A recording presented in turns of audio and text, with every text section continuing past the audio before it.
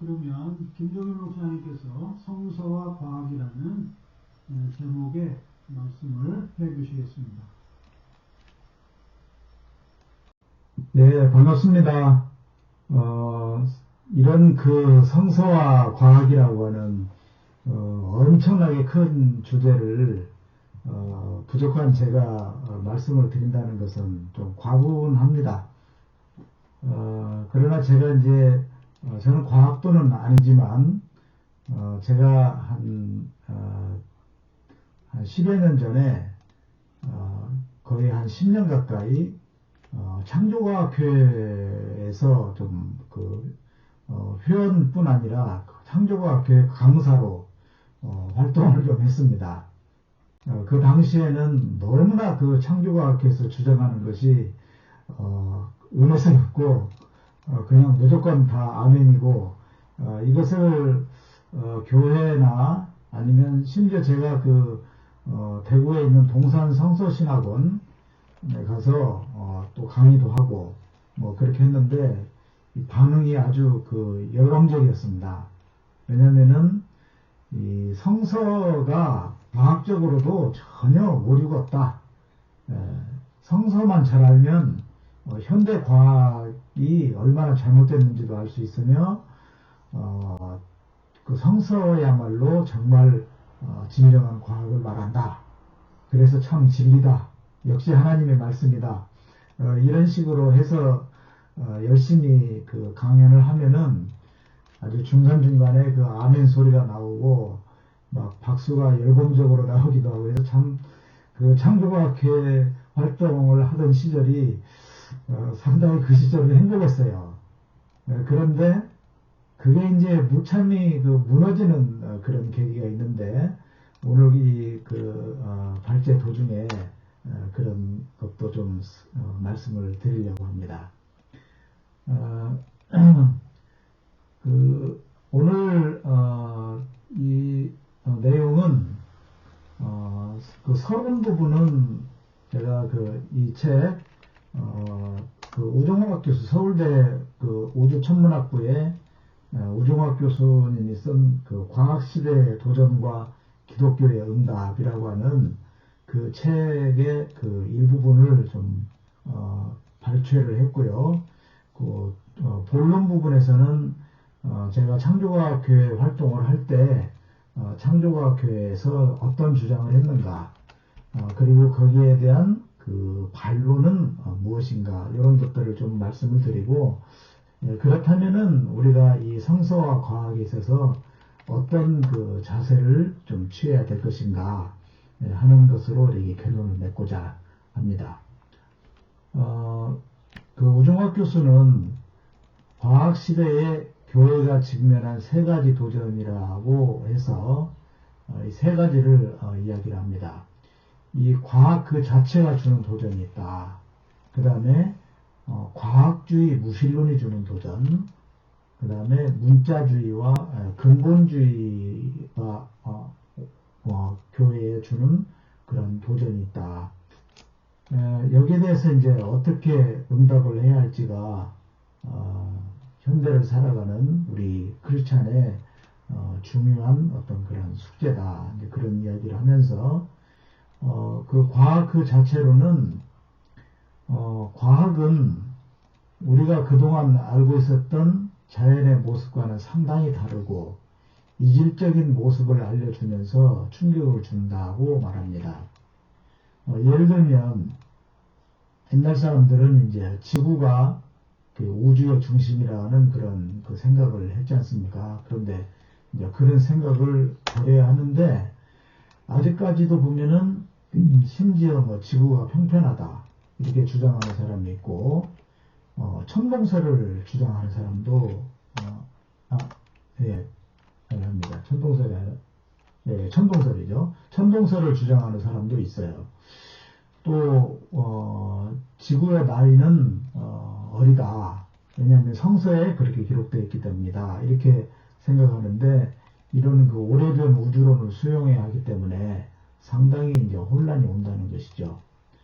그래서 과학 그 자체가 하나님의 창조와 모순되는 것 같다고 느끼기 쉽고 하나님의 창조를 믿는 신앙을 이 과학이 공격하는 것 아니냐 하는 그런 도전으로 받아들이게 된다는 것입니다. 그래서 과학이 주는 도전. 그 다음에 두 번째로는 이 과학주의 무신론입니다. 영국의 그 리처드 도킨스 같은 그런 그 유명한 생물학자인데, 이분은, 그 진화야말로 무신론의 증거다. 그래서 과학이 바로, 무신론을 말한다. 그러면서 종교는 폐기되어야 한다. 이렇게 주장을 하면서 이 과학을 무기 삼아서 기독교를 공격하는 그러한 그 도전을 기독교가 이제 받고 있는 것이죠. 그래서 과학주의 무신론의 도전. 그다음에 세 번째로는 기독교 내부에서 성경과 과학이 모순된다는 주장. 그래서 반과학주의 혹은 비지성 이런 것에 빠지게 하는 이런 것입니다. 그래서 이것은 결국 왜곡된 신앙으로 인도할 위험성이 많은데, 이런 그 과학이 발달함과 동시에 교회 내부에서는 근본주의와 문자주의가 횡행하면서 이제 과학과는 담을 쌓고 과학과 서로 싸우는 그러한 방식으로 하면서 이 어떤 그 잘못된 그런 그 자기 아성에 함몰되어 버리는 이제 이런 것이 기독교의 굉장한 도전이 되고 있다. 이렇게 세 가지 도전을 이야기하고 있습니다.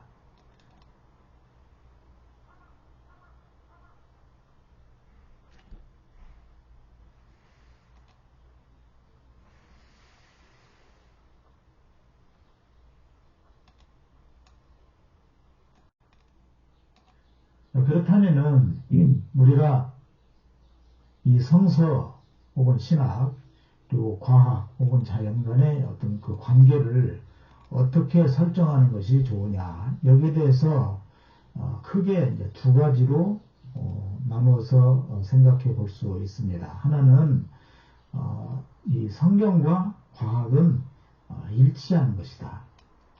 만약에 성서와 과학이 틀린다고 하면은 그것은 과학이 잘못된 것이다. 이런 식으로 성경과 과학을 어떤 식으로든지 일치시키려고 하는 이런 문자주의, 근본주의적인 관점이 있습니다. 그래서 성서의 서술 그대로를 과학으로 간주하는 것이죠. 대표적으로 한동대 그 총장을 하셨던 그 돌아가셨습니다. 이분은 김영길 총장, 창조과학회를 우리나라에서 설립한 분인데, 이분은 이제 금속공학을 공부하신 분이죠. 그런데 성서는 과학 교과서다라고 하는 아주 도발적인 그런 선언을 하기도 했습니다. 이분이 그 온누리교회 장로이셨는데, 제가 한동안 온누리교회를 잠깐 좀 다닌 적이 있는데, 그때도 이분이 이런 주장을 하면서 이런 강연을 많이 했었습니다. 그래서 창조과학회는 이런 일치주의라고 하는 그런 원칙 하에 크게 세 가지를 주로 이야기합니다. 젊은 우주론, 그 다음에 진화론 반대운동, 반진화론, 그 다음에 대홍수론, 노아 홍수가 실제 사실이었다 하는 것을 입증하기 위한 어떤 그런 노력들, 이 세 가지로 이제 대별해서 설명드릴 수 있습니다. 이것은 후에 좀 더 말씀을 상세히 드리겠습니다. 먼저 이렇게 그 성서와 과학과의 관계를, 첫째는 일치주의. 근데 결론부터 말씀드린다면 일치주의는 우리가 배격해야 되는 것이죠. 그 다음에 이제 두 번째로는 이제 구별주의입니다. 이 성서와 과학은 구별되는 것이다. 그래서 성경과 자연을 혹은 신학과 과학을 두 책으로 구별해서 봐야 된다. 그리고 이 두 책은 서로 모순되거나 양자택일해야 하는 책이 아니다 하는 것이죠. 그래서 과학과 신학은 각자의 역할이 다르다는 것입니다. 그래서 과학은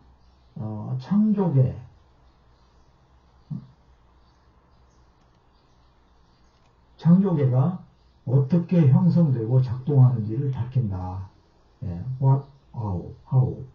그 다음에 신학은 창조하신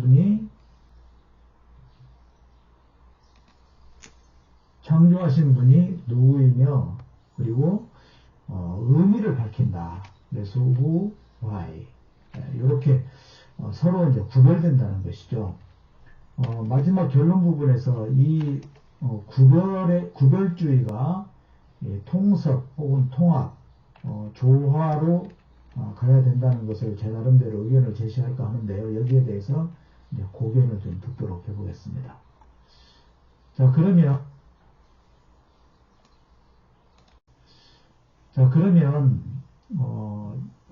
오늘의 부제이고요. 또 본론인데요. 제가 창조과학회를 떠나게 된 그러한 결정적인 그런 계기들이 있습니다.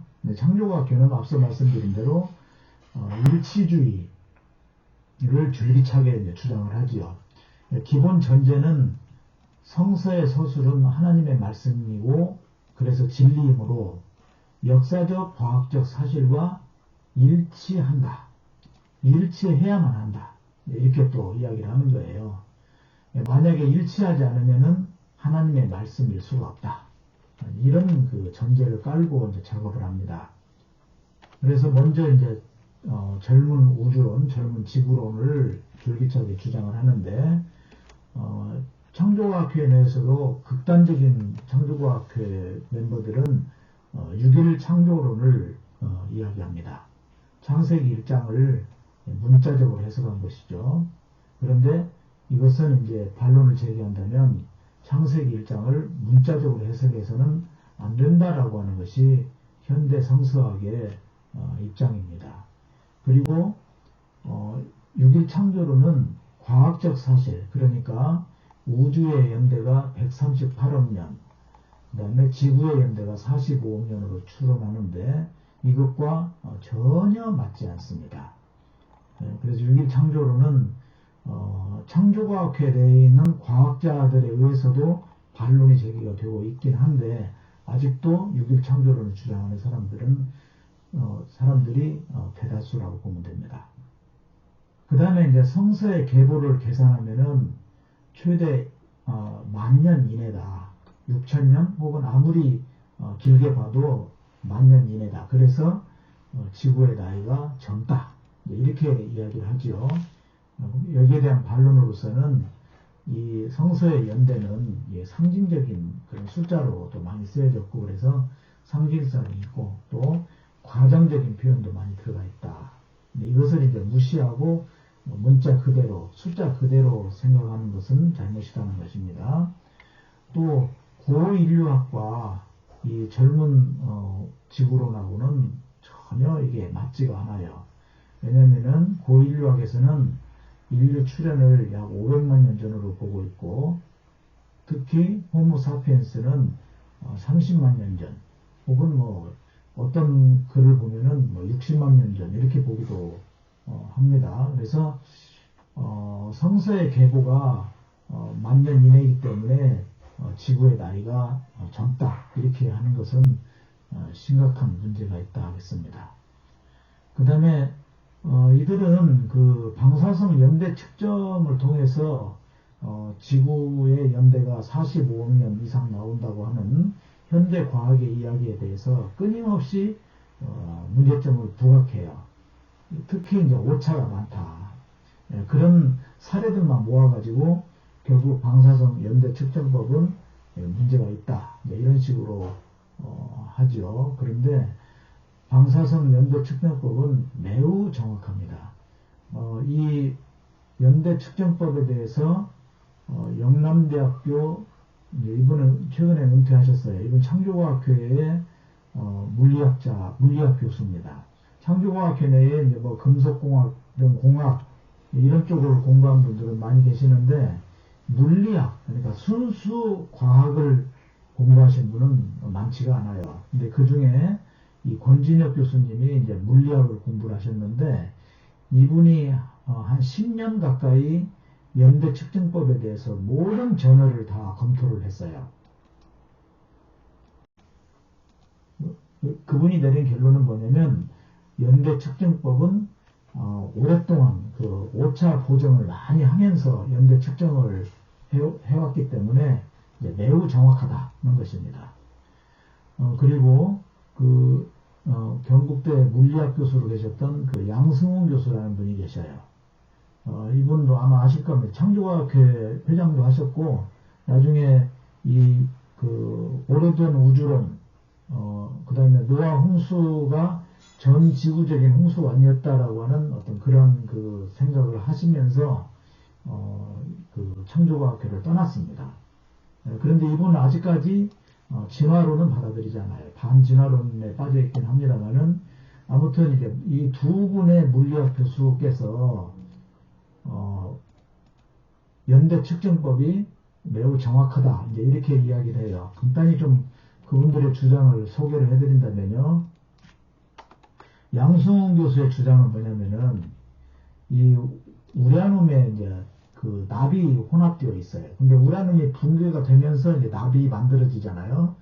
네, 그렇습니다. 그런데 창조과학에서는 그 우라늄에 혼합되어 있는 그 납이 자연 상태의 납과 같다, 이런 식으로 주장을 하면서 최초의 우라늄이 납하고 많이 섞여 있었기 때문에 지금 그 우라늄을 보면은 우라늄에 납이 반틈이고 이제 우라늄이 반틈 이렇게 되어 있어요.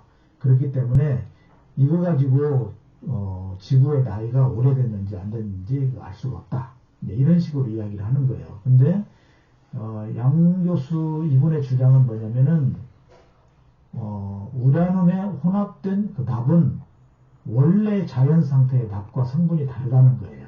이게 붕괴가 되면서 그 우라늄 안에 남아있는 이 납은 우라늄이 이제 붕괴되면서 최종적으로 만들어진 그 납은 자연 상태의 납하고는 다르다. 그래서 최초의 그 우라늄하고 납이 반반 섞여 있었던 것이 아니라 순수한 우라늄만 있다가 지금은 50% 정도로 이제 줄어들었다. 우라늄이 줄어들고 납이 이제 반틈 남았다, 이겁니다. 그러면은 우라늄의 반감기가 45억 년이에요. 반틈 줄어드는 기간이. 그렇기 때문에 지구의 나이를 45억 년으로 추정할 수 있다, 이렇게 이제 이야기를 하는 겁니다. 조금 디테일한 이야기라서 이 정도만 말씀드리겠습니다. 아무튼 지구의 나이가 방사성 동위원소에 의하면 정확하게 45억 년으로 그렇게 확정할 수 있다, 이렇게 이야기를 하는 겁니다. 그런 이야기를 하기 위해서 끊임없이 창조과학회에서는 이 빅뱅 이론을 공격을 해요. 문제가 있다. 그런데 빅뱅 이론은 이미 우주에 이제 정설이 되었습니다. 최초의 대폭발과 팽창을 증명할 수 있는 그런 증거 자료들이 예를 들면 적세편이라든지 균일한 우주 배경 복사라든지 팽창 속도의 차이라든지, 오늘은 시간 관계상 여기에 대한 그 각자의 설명은 그냥 생략하고 넘어가겠습니다. 제가 또 이런 과학자도 아니라서. 아무튼 그 빅뱅 이론은 이미 정설로 이제 자리를 잡았습니다. 그리고 또 이제 우주가 폭발하면서 이렇게 만들어졌다고 하면은 엔트로피, 이 무질서가 자꾸 증가하게 되는데, 그렇다면은 어떻게 우주와 생물체가 형성될 수 있는가, 이런 이야기를 하면서 폭발로 만들어진 것이 아니다, 이런 이야기를 자꾸 해요. 그런데 여기에 대한 반론도 보면은 이 폭발 후에 우주가 식으면서 밀도가 높은 물질에 이제 중력이 강한 중력이 형성되기 때문에 여기에 그 물질들이 모여들면서 천체가 형성되었다고 합니다. 그리고 또 엔트로피가 이제 자꾸 증가되면은 다 분해돼서 없어지지 않느냐. 그러니까 폭발로서는 이 우주나 이런 생명이 형성될 수가 없다, 이렇게 이야기하는데, 전체적으로는 엔트로피가 증가하지만은 국소적인 단위에서는, 예를 들면은 엄마의 뱃속에 있는 태아라든지 이런 경우에는 에너지의 어떤 작용, 흐름에 따라서 엔트로피가 증가되는 것이 아니라 엔트로피가 줄어드는 그런 현상이 구수적으로 나타날 수 있다는 것입니다. 하면 한마디로 요약하겠습니다. 우주와 지구는 오래되었다. 여기에 대해서는 뭐 더 이상 이제 반론을 제기할 수가 없는 그런 상황입니다. 그 다음에 창조과학계에서 이제 주장하는 것 중에 두 번째로 진화론에 대한 반대 운동입니다. 그래서 이분들이 끊임없이 이제 약방의 감초처럼 하는 이야기는 원숭이가 사람이 되는 것을 관찰할 수 없지 않느냐 이렇게 이야기를 하는 거죠. 근데 이것은 진화론에 대해서 가장 선동적인 이야기고 오해입니다. 이 진화론에서는 원숭이에서 사람으로 진화가 되었다 이렇게 말하지 않습니다. 진화론은 공통조상에서 갈라져 나왔다라고 이야기를 하는 거예요. 그러니까 예를 들면은 지금 이 홍학과 이 펭귄 요를 유전적으로 쭉 이렇게 이렇게 파고 들어가 보면은 여기에 분기점이 있어요. 공통조상이 있었어요. 또 더 내려가 보면은 뭐 청둥오리 뭐 이런 식으로 이렇게 하면서 계속 이 공통조상이 유전학적으로 이렇게 증명이 된다는 것입니다. 사자도 여기 어떤 늑대가 갈라져 나오고 사자가 갈라져 나오고 공통조상에서 갈라져 나왔지 뭐 사자가 어느 날 코끼리가 되고 코끼리가 원숭이가 되고 원숭이가 사람이 되고 뭐 이런 식이 아니라는 거예요. 그래서 아직도 이렇게 원숭이가 사람이 되는 것을 관찰할 수 없다. 뭐 이런 식으로 말을 하면서 선동에 가까운 그런 그 반진화론 운동을 하는데 이거는 창조과학회가 크게 잘못하고 있는 것이죠. 이 그림도 역시 보면 이 원숭이에서 이제 사람인데 원숭이에서 사람으로 이렇게 진화가 되는 것이 아니라 이 공통조상에서 이런 원숭이가 나오고 또 이렇게 나오고 이렇게 서로 갈라졌습니다. 갈라져서 진화가 이루어진 것이지 이렇게 진행된 것이 아니라는 것이죠. 그 다음에 종과 종 사이에 중간체 생물 화석이 없다. 그렇기 때문에 진화는 잘못된 것이다. 이렇게 이야기하는데 이것도 역시 진화의 개념을 오해한 것입니다. 공통의 조상에서 갈라져 나오기 때문에 중간중간에 생물체 화석이 있을 필요가 없는 거예요. 예를 들면 이 원숭이와 이 원숭이 사이에 중간이 있어야 되냐? 그렇지 않아요. 또 이 유인원과 요 인류 사이에 중간이 있어야 되냐? 그게 아닌 거예요. 갈라져 나온 거기 때문에요. 그런 것처럼 중간 생물체 화석은 사실 필요가 없습니다. 다만 지금 공통 조상의 화석이 많이 발견되고 있다고 그래요. 예를 들면 시조새라든지 혹은 최근에 보면 고래와 육지동물의 공통조상이 발견되는 그런 것도 있고요. 제가 가지고 있는 그 화석은 말한다라고 하는 그 책에 보면 공통조상에 관한 그 화석이 엄청나게 많이 소개되고 있습니다. 그래서 이제 진화론에 대한 그 반대 운동이 이제 점점 지금 힘을 잃어가고 있는데도 아직도 이제 창조과학에서는 계속 진화론을 반대하고 있죠. 교과서에 나오는 지질주상도인데 이 지질주상도도 상상의 산물이다. 실제로 이런 지층은 없다. 이런 식으로 하면서 아주 성캄브리아기부터 고생대, 중생대, 신생대로 오는 이러한 그 진화의 과정은 없다. 이런 식으로 이야기를 하는데 그렇지 않습니다. 세계 각 지층을 종합해서 이렇게 그 지질주상도가 구성이 된 거고요. 제가 그랜드 캐니언에도 가봤는데요. 여기에 보면은 이 성캄브리아기, 화석이 발견되지 않는 성캄브리아기의 그런 지층도 있고 또 이런 지층들이 거의 대부분 있습니다. 그 다음에 그 창조과학에서는 종래 분화, 소진화지요. 그러니까 예를 들면 이것은 사람으로 치면은 흑인종도 있고 황인종, 백인종 이렇게 이런 종래 분화는 관찰되지만 이건 창조과학에도 인정을 해요. 그러나 종 간의 진화, 대진화라고 하는데 이런 진화는 관찰되지 않는다 하면서 이제 진화론을 반대하는데 진화는 매우 오랜 시간에 걸쳐서 느리게 진행되기 때문에 우리가 직접 바로 이 현실에서 눈에 띄게 관찰할 수는 없습니다. 다만 오랜 지층에서는 단순한 생물체가 발견되고 최신 지층에서는 복잡한 생물이 발견된다라고 하는 것이 진화의 결정적인 증거입니다. 그러니까 지금 이 주상도를 보면은 뭐 아주 오래된 지층에서는 뭐 삼엽충이라든지 뭐 암모나이트 같은 이런 아주 단순한 그러한 그 생물체가 발견이 돼요.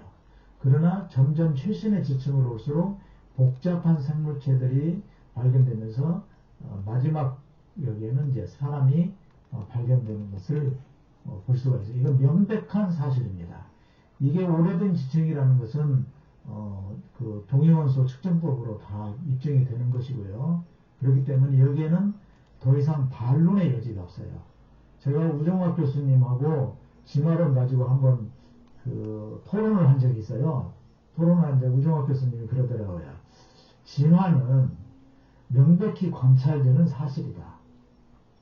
이 이야기를 하시더라고요.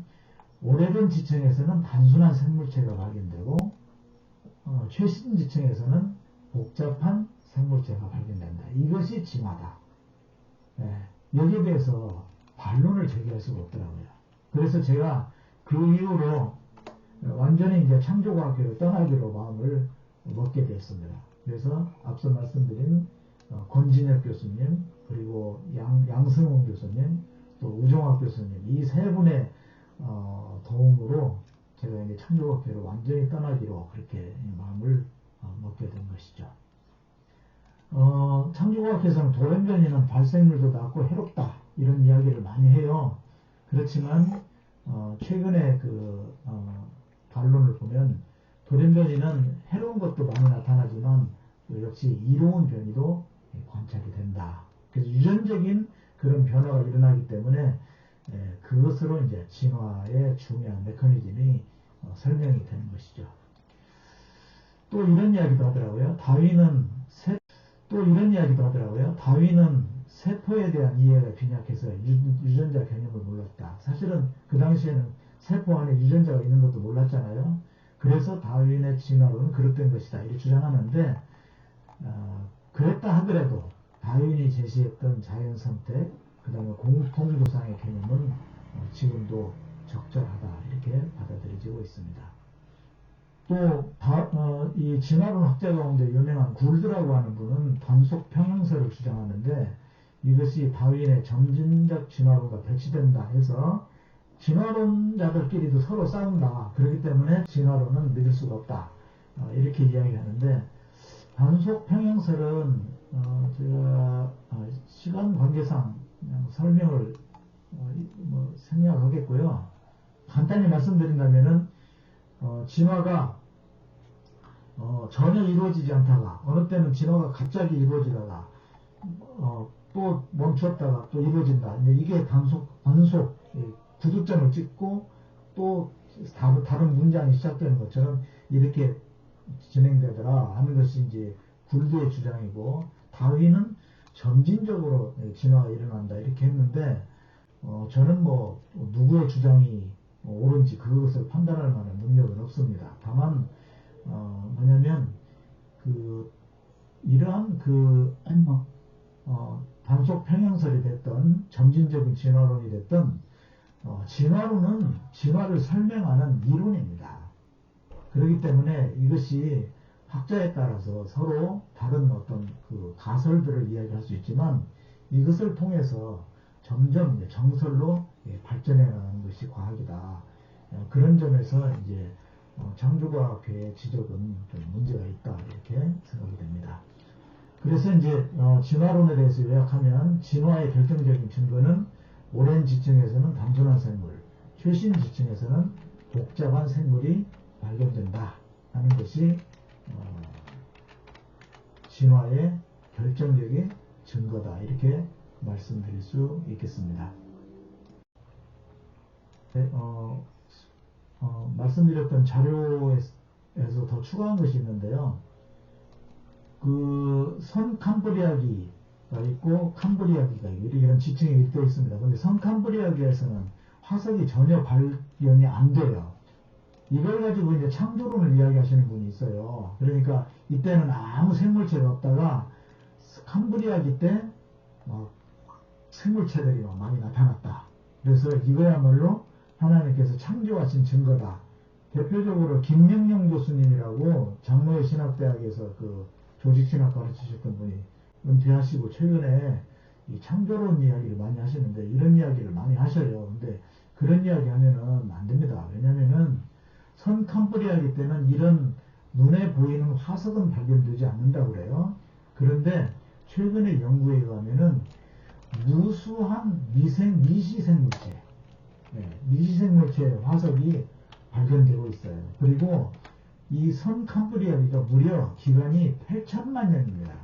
8천만 년이라고 하는 기간 동안에 미시적인 생물체가 계속 형성되고 출현하고 그러면서 이 캄브리아기가 온 거예요. 그렇기 때문에 아무 생물체도 없다가 갑자기 캄브리아기 때 생물체들이 확 나타났다. 이것을 창조라고 이야기하는 것은 좀 떨어지는 이야기, 뭔가 많이 값이 떨어지는 그런 이야기입니다. 네, 창조과학에서는 진화론을 공격을 해요. 이것이 이제 큰 문제입니다. 왜냐하면은 진화론은 가치 중립적인 과학 이론이기 때문에 진화론을 공격하는 것은 결국 과학을 공격하는 것이기 때문에 지금 과학을 공격해가지고서는 살아남을 수가 없어요. 공격자의 입지가 흔들릴 수밖에 없습니다. 왜냐하면 과학은 뭐 조작이나 뭐 거짓을 통해서 어떤 정설을 만들어내지 않거든요. 그렇기 때문에 창조과학이 진화론을 공격하는 것은 백전백패다. 저는 그렇게 말씀드리고 싶고요. 그 다음에 유신진화론, 있고 무신진화론이 있지 않습니까? 도킨스 같은 경우는 전형적으로 무신진화론을 이야기하지 않습니까? 그런데 이 진화 현상을 두고 유신론적인 해석을 할 것이냐 아니면 무신론적 해석을 할 것이냐 이 해석의 문제이지 진화론 자체는 유신론이나 무신론에 대해서 아무런 가치 판단을 하고 있지 않은 과학의 주장입니다. 그래서 이걸 가지고 도킨스처럼 무신진화론을 주장하는 것도 문제가 있고요. 우리는 이제 이 진화론을 가지고 유신진화론 혹은 진화적 창조론이라고 하는 그러한 입장으로 이야기를 합니다. 이것은 어디까지나 해석의 차원이다 하는 것을 우리가 염두에 둘 필요가 있고요. 그런 의미에서 무신진화론에 대해서 반론을 제기하는 것은 바람직하지 않느냐 그런 생각을 해봅니다. 그 다음에 창조과학에서 이제 대홍수 지질학 이게 원래 안식교에서 출발한 겁니다. 그런데 이것을 이제 채용을 해가지고 노아 홍수는 전 세계적인 대홍수였다. 그런데 제가 그랜드 캐년에 가는 것도 창조과학회 꾸림을 받아가지고 갔어요. 그게 그 대홍수의 어떤 그런 흔적이다 해가지고 탐사를 갔는데 나중에 알고 보니 전 세계적인 대홍수는 관찰되지 않는다라고 하는 것이 주류 지질학계의 그 정설이더라고요. 그 다음에 이 홍수 지질학을 이야기하면서 그 홍수 때 그 많은 물이 어떻게 비로 내려왔느냐 이게 다 홍수 이전에는 궁창이 있었고 궁창 위에 물이 있었다. 이 궁창 위에 물이 창세기 6장에 있는 말씀처럼 그 쏟아져 가지고 이제 그 홍수가 일어났다 이렇게 이야기를 하는 거예요. 그러면서 이제 궁창이 있었다는 증거를 그 당시에 지구가 온난했고 이 궁창 위에 물이 유해 방사선을 다 차단했기 때문에 생물체가 최적한 그런 환경이 조성이 되었다. 그래서 무드셀라 같이 969세 혹은 900세, 700세 이렇게 살 수가 있었다. 이런 그 이야기를 하는 거죠. 그런데 잘 아시다시피 궁창은 상상의 산물이고 고대 그 히브리인의 우주관을 반영한 그런 상상이지 않습니까? 여기 궁창에 별이 이렇게 붙어 있고 궁창 위에 물이 있고 그 위에 하나님의 보좌가 있고 또 땅 아래 물이 있고 이런 그 우주관이 고대 히브리인의 우주관인데 이것을 너무 지나치게 문자적으로 해석을 하다 보니까 궁창 때문에 대홍수가 있을 수 있었다 이렇게 이야기하는 거죠. 창조과학에서 제가 어떤 그 공학을 전공하신 그 교수님이 하는 이야기를 들었는데, 이제 공창이 어떻게 있었냐면 지금도 있다는 거예요. 저 우주 끝에 이 공창이 이렇게 있는데 그 바깥에는 물이 있을 것이다. 이렇게 해가지고 주장을 하는데 참 들으면 들을수록 참 너무나 성경 문자주의에 빠진 것이 얼마나 위험한가 하는 그런 생각을 해보게 되었습니다. 제가 그랜드 캐년에 가서 참 귀에 못이 박히도록 들었는데, 짧은 기간에 홍수라고 하는 대격변에 의해서 형성되었다 하는 그런 이야기를 이렇게 그럴싸하게 하더라고요. 근데 지질학자들에 의하면은 그랜드 캐년의 지층은 오랜 기간에 걸쳐서 형성되었고, 이게 연대 측정법이 다 증명을 해줍니다. 그렇지만 부분적으로는 격변의 흔적도 있다. 그래서 지금은 이제 다중격변설이더라고요. 점진적으로 형성되는 것도 있고, 또 어떤 격변이 있기도 하고, 이런 것들이 믹스돼 가지고 지금의 그런 지층이 만들어졌다, 이렇게 이야기를 합니다. 요약하자면 전 지구적인 홍수는 없었고 오랜 기간 다중격변을 거치면서 지금의 지층이 형성되었다, 이것입니다. 지금까지 이제 창조과학에서 주장하는 반진화론, 그 다음에 대홍수론, 그리고 오래된 우주 지구론, 여기에 젊은 우주 지구론, 이런 것에 대한 그 반론을 좀 간략하게 소개해 드렸습니다. 자, 그러면 이 성서와 과학에 있어서 우리가 어떤 자세를 가져야 할 것인가? 저는 사실 중심주의가 참 중요하다, 그렇게 생각을 합니다. 가짜뉴스가 이제 판을 치는데요. 이 창조과학이 왜 사이비과학이라고 하는 그런 비난을 받느냐면은 가짜를 가지고 진짜처럼 이야기하면서 선동을 하기 때문에 그렇습니다. 그래서 우리는 과학이 밝혀낸 어떤 사실, 어떤 법칙, 정설을 바탕으로 사유해야 한다. 사실 중심적으로 생각해야 한다는 것입니다. 그러면서도 우리가 또 과학주의에 빠져서는 안 된다. 과학주의에 빠진 사람은 과학이 말하는 어떤 가설까지도 그냥 무조건 묻지마 과학, 이런 식으로 해서 사실로 그렇게 인정해버리는 그런 그 과학주의에 빠지면 그것도 곤란하겠더라고요. 그래서 과학은 이제 사실을 규명하기 위한 어떤 과정에 있기 때문에 명백하게 정설, 법칙, 사실로 이렇게 규명된 것에 대해서는 우리가 그대로 받아들이면서 사유하되, 가설까지도 사실로 이렇게 인정해버리는, 취급하는 그런 과학주의, 이런 것은 또 과학 만능주의, 이것은 좀 우리가 좀 거리를 둬야 한다 생각을 합니다.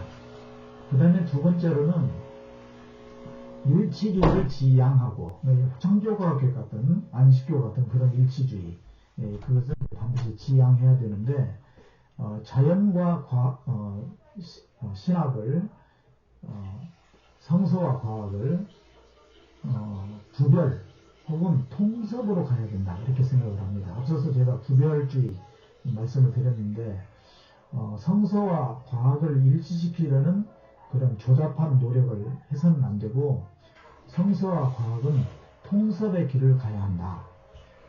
자연과 성서는 두 권의 책이다. 베이컨의 말이긴 한데요. 이 두 권의 책을 가지고 우리가 통섭의 길을 가야 한다는 생각을 해봅니다. 통섭이란 말이 조금 어려운 말이긴 한데요. 한자로는 이제 줄기를 잡는다, 이런 뜻이라고 해요. 지식의 통합을 의미하는 통합 학문 이론인데, 자연과학과 인문학을 비롯한 여러 학문 분야들을 하나의 큰 줄기, 원리로 연결하고 통합해서 새로운 지식과 통찰을 만들어내려는 범학문적인 연구라, 이렇게 말하고 있습니다.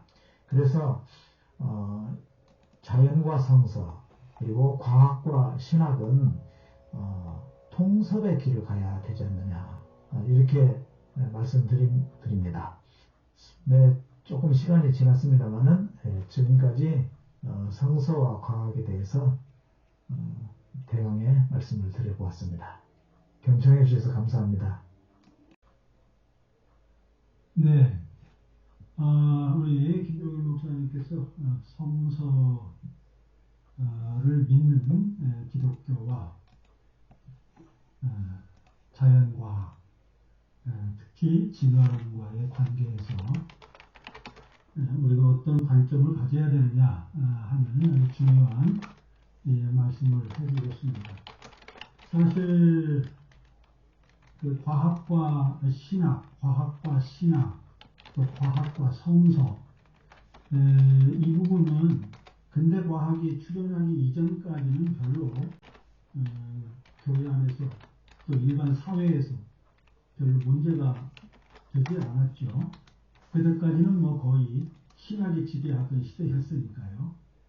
그래서 성서를 통해서 신학이 말하면, 교회가 말하면 그게 뭐 절대적인 권위를 가졌기 때문에 어떤 이론도 나올 수 없었는데, 뭐 이제 근대 이후로 이성이 발달하고 개몽이 되고 또 근대 과학이 발언권을 점차 확대해가고, 지금 뭐 20세기 후반부터 21세기는 그야말로 과학이 거의 모든 학문에서 왕좌를 차지하고 있는 시대죠. 과학을 등에 업지 않으면 누구도 학문적 발언권을 얻기가 힘든 그런 시대가 됐기 때문에 우리 이제 교회나 신앙에 있어서 이 과학의 문제를 어떻게 바라볼 거냐, 이거는 정말 매우 중요한 뜨거운 이슈다. 21세기 기독교가 풀어야 할, 또 넘어야 할 최대 이슈는 저는 이 과학과의 관계, 과학에 대한, 과학이라는 건 달리 말하면 세계 이해와 관련되어 있다고 보거든요. 세계 이해를 어떻게 할 거냐, 이 부분이 굉장히 중요하고, 그게 결국은 성서 해석의 큰 흐름을 좌우하기 때문에 그런 면에서 매우 의미 있는 작업이고 도전이다 생각합니다. 그래서 예전에는 목회자들이 과학 공부를 별로 하지 않아도 됐지만, 지금은 과학 공부를 안 하면 설교하기가 어려운 그런 시대가 이미 되어버렸다, 그런 생각을 합니다. 제가 이제 코멘트는 아니고요. 그 과학과 신학의 관계에 대해서, 성서와 신학, 과학의 관계에 대해서 우리 김종일 목사님께서 이제 두 관점, 일치와 통합, 일치와 분리, 이 두 가지 이제 관점을 말씀해 주셨는데, 거기에 대해서 조금만 제가 보충을 한다면, 이한 바보가 이제 신학과 과학의 관계를 제일 먼저 학문적으로 정리한 사람이 이한 바보거든요. 이한 바보는 이제 핵물리학자인데, 이 양반이 나중에 신학을 좀 공부를 합니다. 그래가지고 신학과 과학의 대화 운동을 시작을 하고, 존 폴킹홀도 이 양반도 이제 물리학자인데 신학을 해서 영국의 성공의 신부가 되잖아요. 이 두 양반이 과학과 신학의 대화를 주도해 갑니다. 전 세계적으로. 그래서 많은 책들을 이제 썼고 남겼는데, 이한 바보가 과학과 신학의 관계를 네 유형으로 구분합니다. 그러니까 거의 대부분 이건 다 알고 있는 이제 아주 보편적인 목사님들 대부분 다 아시리라고 생각하는데요. 첫 번째는 이제 김 목사님이 말씀하신 일치 유형인데, 이 양반은 이제 갈등 관계 유형으로 이야기합니다. 갈등 관계. 신학과 과학이 서로를 배척하면서 아주 서로를 우리만이 진리다, 너네는 가짜다, 이렇게 서로를 배척하면서 아주 뜨겁게 전쟁을 하는 그런 갈등 관계, 대립 관계. 이게 이제 첫 번째 유형이죠. 이게 이제 창조과학이라든지 문자주의자들이 성서의 진리성을 대변하기 위해서 과학과 일전을 아주 서슴지 않는 이런 사람들이 이제 대표적인 갈등 유형입니다. 갈등 유형. 두 번째는 이제 영역 분리 유형이 있는 거죠. 신학은 신학의 길을 가고 과학은 과학의 길을 가면 된다. 서로 관심하고 탐구하는 영역 자체가 근본적으로 다르다. 우리가 서로 싸울 이유가 하나도 없다. 우리는 갈등하고 싶지 않다. 그냥 니네는 니네를 가. 우리는 우리 길 갈 거야. 그리고 완전히 분리를 하는 겁니다. 철저하게 간섭하지 않는 걸로 영역 분리를 확실하게 하는 거죠. 그래서 평화를 유지하는 겁니다. 서로 분리를 함으로써 평화를 유지하는 거. 이게 갈등의 유형에 대한 하나의 대안으로 나온 게 이게 이런 분리형입니다. 교회 안에는 이런 분리 유형의 관점을 따르는 분들이 꽤 많죠. 우리는 신학만 하자. 우리가 괜히 과학에 뭐 아는 척하고 과학에 귀 기울이고 그러지 말자. 이러면서 이제 교회 안에서 이 분리형 이런 쪽으로 갈등을 해결하는 이런 이제 유형들이 많이 있고요. 세 번째는 통합 유형입니다. 이게 이제 뭐 서로를 보완한다. 그래서 상보론이라고도 하는데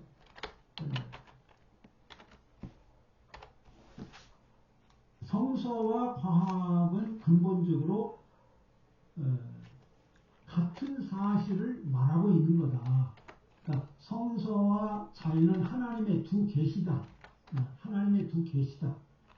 똑같은 진리를 탐구하는데 과학은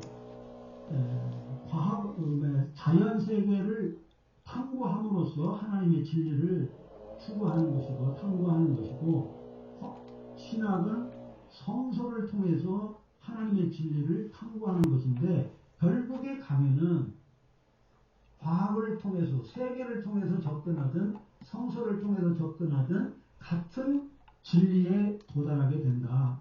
그래서 이제 과학과 신학을 통합하는 그런 이제 통합형 유형이 있고요. 거기에 대해서 조금 이 통합형은 과학과 신학이 아직은 통합에 이르지 못했기 때문에 지금 통합을 추구하는 것은 조금 더 성급하고 무리가 따를 수 있다. 그래서 이제 선택한 게 뭐냐면 대화 유형입니다. 대화 유형. 그러니까 서로가 서로에게 신학은 과학과 대화를 하고 과학은 신학과 대화를 하자. 서로가 대화를 하면서 서로를 이해하고 서로의 그 거리, 간격을 조금씩 좁혀가자. 이게 이제 대화 유형입니다. 그래서 이안 바버는 이 네 가지 유형으로 신학과 과학의 관계를 정리했거든요. 그래서 이제 저는 이제 지금은 대화 유형이 필요한 시대다.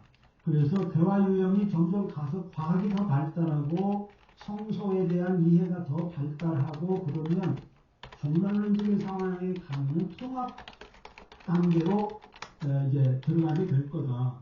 그러나 그 전까지는 통합이 쉽지 않고 미숙하기 때문에 다 충분한 진리에 도달하기가 어렵기 때문에 대화의 과정이 필요한 게 아닌가. 그래서 저는 이제 대화 유형이 이 시대에 우리가 선택할 수 있는 하나의 대안이 아닌가. 이런 생각을 저는 개인적으로 하고 있습니다. 그래서 그 길을 저 나름대로 좀 걸어가고 있습니다.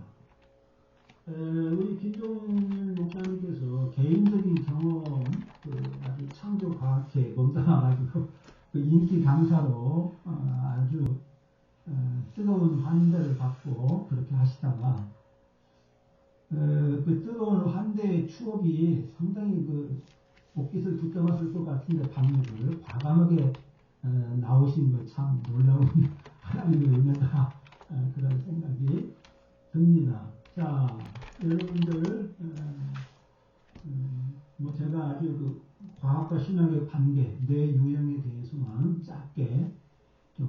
말씀드렸습니다. 자유롭게 이제 우리 이야기를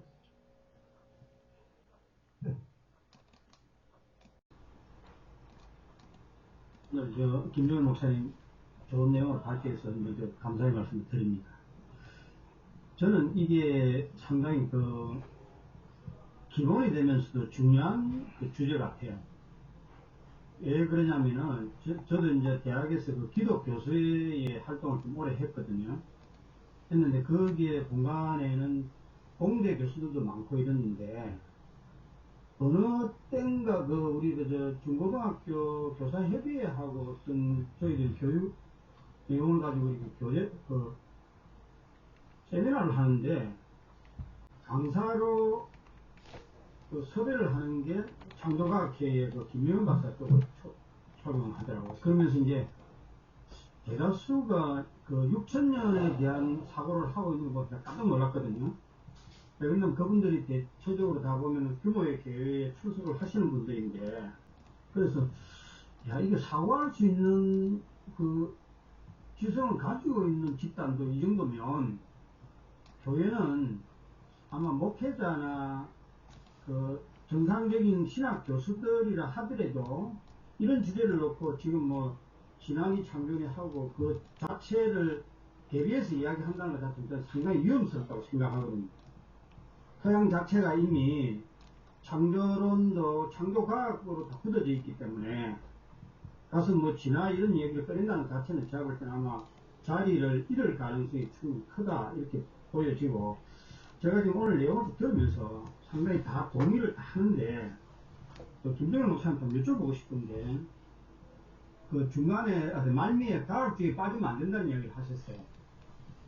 그럼 지금 우리가 일론 머스크가 지금 얼마 전에 보니까 우주에다가 민간 우주를 쏘아 올리면서 조금 있으면 어느 위성에다가 사람들을 보낸다는데 살게 지구가 종말이 오면은 대한 세력으로 어떤 그쪽 쪽에다 인원을 내려놔야 된다고 얘기를 하는데, 그렇다면 어느 과학자 이야기를 언젠가는 보니까 성서도 창조에 대해서 딜레마가 생길 거라고 얘기를 하더라고요. 그럼 어쨌든 과학이라는 것이 오늘날 우리 주변에서 밀착되어 생활을 하는데, 어쨌든 교회 강단에서라든지 또는 우리가 신앙한 그런 공동체에서도 이런 얘기가 돼야 되는데 이야기를 안 하잖아요. 아예 거의 금기시하는 부분인데, 그래서 제가 생각할 때는 주류 성서학에서도 얼마든지 이런 대안을 갖다가 제시를 해놨잖아요. 그런데도 왜 그러면 교회에서 문자주의에 집착하는가? 성서에 있어가지고 우리가 지금까지 계속 이야기하는 게 보면은 대동이 되는 부분이 성경을 갖다 역사라든지 과학으로 교회는 인식을 하면서 중고등부나 또 일반 성도들에게 설교 중에서 공공연하게 선포를 하시잖아요. 왜 그런가 하는 것에 대한 것을 한번 좀 질문을 해보고 싶어요. 교회가 이걸 탈피하지 못하는 이유가. 그렇다면 지금 과학이니 이런 얘기 우리 여기 계시는 분들은 다 공감을 하는 부분이지만은 사실은 주제가 위험한 주제잖아요. 왜 그럴까 하는 그런 걸 좀 여쭙고 싶어요. 그리고 왜 아까 과학에 빠지면 안 되느냐 하는 얘기하고 보충이 좀 필요할 것 같습니다. 네. 제가 길지 않은 목회였죠. 한 10년 정도 목회를 했는데요. 하면서 처음에는 창조과학회 운동가에 있었어요. 그러다가 목회 중반기 이후부터는 창조과학회를 이제 벗어났어요. 예, 그러면서 제가 왜 창조과학회를 떠나게 되었는가, 이런 이야기를 교인들에게 설명을 해드리면서 우리는 이제 어떤 진화적인 창조론, 그 다음에 오래된 지구론, 우주론, 그 다음에 노아 홍수는 역사적으로 없었다. 또 아담과 하와가 역사적으로 실존했다고 믿을 수는 없다. 어떤 그런 식으로 우리가 생각을 바꿔야 한다고 했는데 고민을 많이 했어요. 왜냐하면은 성서 그대로가 다 역사고 사실이라고 이야기하면, 그래서 하나님의 말씀이라고 하면은 너무 순진한 교인들한테는 단순하고 쉽게 받아들여질 수가 운해가 돼요, 그게. 예, 그리고 이것을 반대하는 뭐 진화론자들이라든지 뭐 우주가 오래되었다라고 이야기한다든지 뭐 그런 것에 대해서는 뭐 사편에 뭐 이런 식으로 하면서 매도를 하고 공격을 하면 교인들은 시원시원해 한단 말입니다. 예. 그런데 문제는 그것이 학적인 그런 그 근거가 전혀 없다는 것이 우선 문제고요. 여기에 질문하는 사람은 누가 질문하냐면 중고등학생들이 질문을 해요. 학교에서는 진화론을 배우는데 교회에서는 진화론이 틀렸다고 이야기하니 어느 쪽이 옳습니까? 반대로 이야기하면 어느 쪽이 가짜입니까? 네, 이렇게 질문을 한단 말이에요. 시험 칠 때 학교에서 또 어떻게 답을 써야 됩니까? 네, 이런 문제에 부딪히는 거죠. 그래서 중고등학생들은 교회가 자꾸 창조과학적인 그런 이야기로 성경을 가르치고 이렇게 하면은 나이 드신 분들은 뭐 그거 가지고 아멘하고 좋아할지 모르지만은 중고등학생들이나 청년들은 거기에서 대단한 혼란을 일으키고 교회를 떠난다고요. 실제로 그런 사례들이 수도 없이 많이 레포트 되어 있고요. 특히 이 분야에서 그 우정학 교수님이 열심히 활동을 하시는데 그분이 그 수집한 사례도 보면은 이게 교회가 비과학적인 그런 일치주의적인 어떤 그런 본자주의에 빠져 있으니까 결국은 이것이 전도나 선교에 결국에는 방해가 되고 말더라. 네, 이런 이야기예요. 근데 그럼에도 불구하고 이런 그 창조과학적인 이야기를 하고 지금도 창조과학회 강사 데려다하고 제가 속해 있는 그 누가회라고 하는 의사 치과에서 한의사들이 모이는 그 모임 있잖아요. 거기도 보면 의과대학생들, 한의대학생들 다 데려다놓고 수련회 하면서 창조과학회 강사 데려다가 수련회해요. 예, 지금도 그런 실정이라고요. 예, 그걸 이제 무비판적으로 성경을 문자 그대로 믿어야 바른 믿음이다. 이런 식으로 가스라이팅 당한 거죠. 그러니까 이게 벽이 너무 두꺼운 거예요. 한번 가스라이팅 당하면은 그것을 뒤집는다는 것이 정말 쉽지 않잖아요. 저도 대단히 어려웠어요. 저도 창조과학회를 떠날 때 이러다가 교회에서도 쫓겨나겠구나. 이래 생각을 하고 같이 동역하는 목회자들하고 같이 모여서 내가 이렇게 해서 지금 전향을 하게 되었다. 지금부터 내가 뭐 예를 들면 복음서의 Q 자료설이라든지 아니면은 아담과 하와가 실제 존재한 인물이 아니라고 하는 전제 하에서 성경을 설명하고 강의를 해도 되겠느냐. 처음에는 좀 급하게 하지 말고 천천히 하시죠 하면서 걱정을 많이 하더라고요. 근데 한 5년 동안 이제 계속 그 설교하고 작업을 하면서 교인들은 생각이 많이 바뀌었어요. 이제 부드럽게 해왔기 때문에 이제 바뀌긴 했죠. 그런데 일반 교회에서는 그렇게 하면은 일단 목회자분들이 당장에 교회에서 쫓겨날 가능성이 많습니다. 그게 굉장히 큰 진짜 위험하고도 무서운 문제죠. 박영식 교수님 같은 경우가 그 뭐 유신진화론 뭐 비슷한 그런 이야기를 했다고 그래서 그날 신학교 안에서 난리가 나지 않습니까? 그리고 그 신학교 이름 한국신학교죠? 한국신학대학이죠? 교수님. 서울신학대학이죠. 서울신학대학에서는 그 김명현 씨라고 그분이 금속공학 전공한 사람인데 아주 창조과학 그런 선교사입니다. 예. 아주 요사스럽게 말을 잘하거든요. 그래가지고 그런 따뜻하게 하는 그렇게 하면서 그 대학원에다가 그런 강좌를 설치해가지고 사람들을 갖다가 선동을 한단 말이죠. 지금 현실이 그래요. 그래서 이거는 정말 목회자가 대단한 용기를 내지 않으면은 해결하기가 참 어렵다. 그런 생각이 듭니다. 그 다음에 이제 과학주의에 관한 이야기인데요. 예, 저도 어떤 면에서는 과학주의예요. 왜냐하면 이 과학이 발견한 것들을 신뢰하거든요.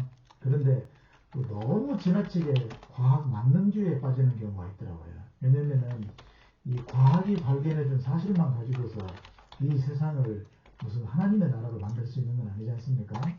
정말 하나님의 나라를 건설할 실현할 수 있는 길은 계시에 의한 어떤 신학적으로 밝혀지는 그 진리에 의해서 궁극적으로 가능하다. 저는 이제 그런 생각이 들어서 이 과학 만능주의에는 빠지지 말자. 그렇다고 해서 과학을 신뢰하지 말자. 그것도 아니거든요. 과학이 밝혀주는 정설, 법칙, 사실에 대해서는 우리가 겸손하게 받아들여야 된다. 그런 이야기를 하고 싶습니다. 네.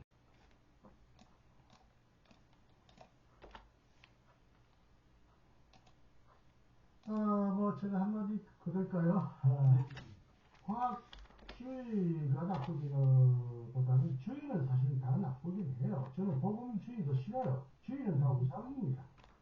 특정한 시대에 주장된 내용을 고정화하고 완전히 절대화하고 우상화하는 거죠. 저는 모든 말에 복음주의란 말 싫어요. 복음주의가 어딨어요? 예수주의도 싫어요. 그냥 예수님을 믿고 따르면 되지. 주의가 뭐예요? 예수주의 하다 보고 공자님 안 보이고 부처님은 안 보이니까 그분에게는 배울 게 없어요.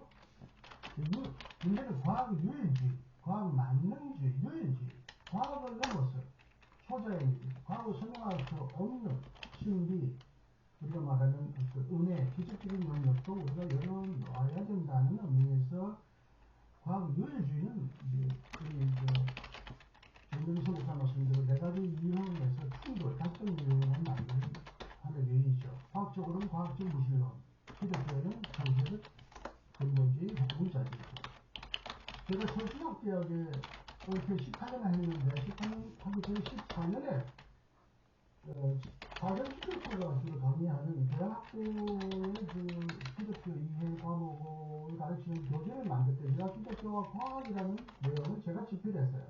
그래서 이한 바로의 네 가지 유형도 소개하고 나는 대화와 통합의 차원에서 더 노력한다. 그래서 여기는 기독교와 창조와 진화가 얼마든지 대화 가능하다. 모트만 사례, 무신진화를 통일있게 소개했어요. 그때도 황덕평이는 내 밑에 교수였는데 아무 반론을 제기하고 문제를 제기하지 않았어요. 그래도 올해 5년 후에 내 제자이고 황덕평이 지지 후배인 박영식이가 다른 문제로 지금 꼬장꼬장 비판하니까 이건 피를 무기가 없으니까 이걸 4년 전에 내가 썼을 때는 아무 문제를 안 삼던 그놈이라 할 수밖에 없어. 그놈이 박영식을 말 안 들으니까 그걸 때린 거예요. 마치 이사장이 꼴통 이사장이 와가지고 당합이 된 거죠. 즉 오늘날 교인들에게서 교회에 있다라는 가장 중요한 원인은 과학을 경시하고, 사실 복음주의자 중에 과학을 반지하는 자가 제일 많은데 제일 과학의 혜택을 많이 받은 사람이 교회 안에 막 디스플레이 과학적인 막 최고 돈을 흥금을 그이 막 교회의 과학적인 실용을 최대로 악용하면서도 과학의 중요한 발견은 진화론 많은 각자같이 반대하는 건 하나의 이중적 선택이고 윗선이고 아주 편하게 거짓의 아비들이죠. 그렇지만 이것 때문에 이 이중적 선택 때문에 왜 이 친구는 얼마든지 이보다 더 박영식 교수보다 더 폭넓게 가르쳤는데도 그때는 문제 안 삼았다가 4년 후에 박영식을 저렇게 문제 삼아서 해지까지 시키느냐. 황교안의 이 묘한 정치적 선택주의, 기회주의죠. 오늘 교회가 청년들 떠나는 이유가 반지성주의, 무지주의도 안타까워하지만 이런 이중적 전략이죠. 이번에 총회에서도 합동에서 여성 안수를 반대했는데 성경의 일부 말은 하나님 말씀이라고 그래놓고 성경에는 남녀 평등을 말하는 기절이 있는데 그건 다 무시하고 참만 많은 기절만 가지고 하나님의 말씀이라는 거죠. 성경은 천지 선택적으로 읽는 것 때문에 완전히 교회는 위선적 덩어리다. 기회주의자들이다. 야비한 비열한 최고의 인간들의 집단이라는 걸 청년들이 점점 발견하면서 교회는 지금 망하기 직전이라는 거죠. 진화론 책을 읽었는데 이렇게 간결하게 설명되어 있지 않아서 진화론이 뭘 주장하는지 잘 몰랐는데 아주 간결하게 설명해 주셔서 정말 감사하고요. 진화론을 이제 공부하게 되셔서 창조과학에 나왔다.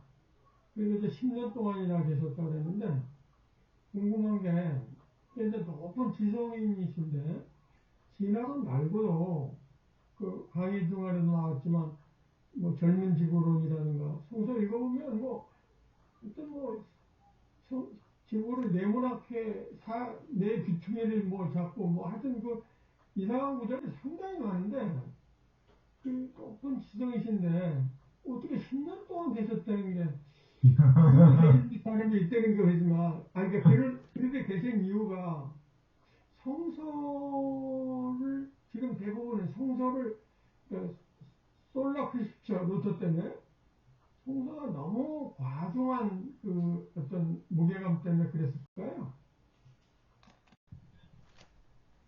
네. 제가 뭐 길지 않은 목회였죠. 한 10년 정도 목회를 했는데요. 하면서 처음에는 창조과학회 운동가에 있었어요. 그러다가 목회 중반기 이후부터는 창조과학회를 이제 벗어났어요. 예, 그러면서 제가 왜 창조과학회를 떠나게 되었는가. 이런 이야기를 교인들에게 설명을 해드리면서 우리는 이제 어떤 진화적인 창조론, 그 다음에 오래된 지구론, 우주론, 그 다음에 노아 홍수는 역사적으로 없었다. 또 아담과 하와가 역사적으로 실존했다고 믿을 수는 없다. 어떤 그런 식으로 우리가 생각을 바꿔야 한다고 했는데 고민을 많이 했어요. 왜냐하면은 성서 그대로가 다 역사고 사실이라고 이야기하면, 그래서 하나님의 말씀이라 하면은 너무 교인들한테, 순진한 교인들한테는 단순하고 쉽게 받아들여질 수가 있단 말입니다. 오해가 돼요, 그게.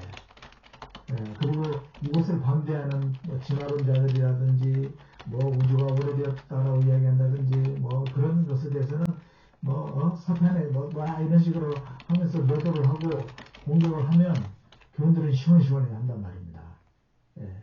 그런데 문제는 그것이 학적인 그런 그 근거가 전혀 없다는 것이 우선 문제고요.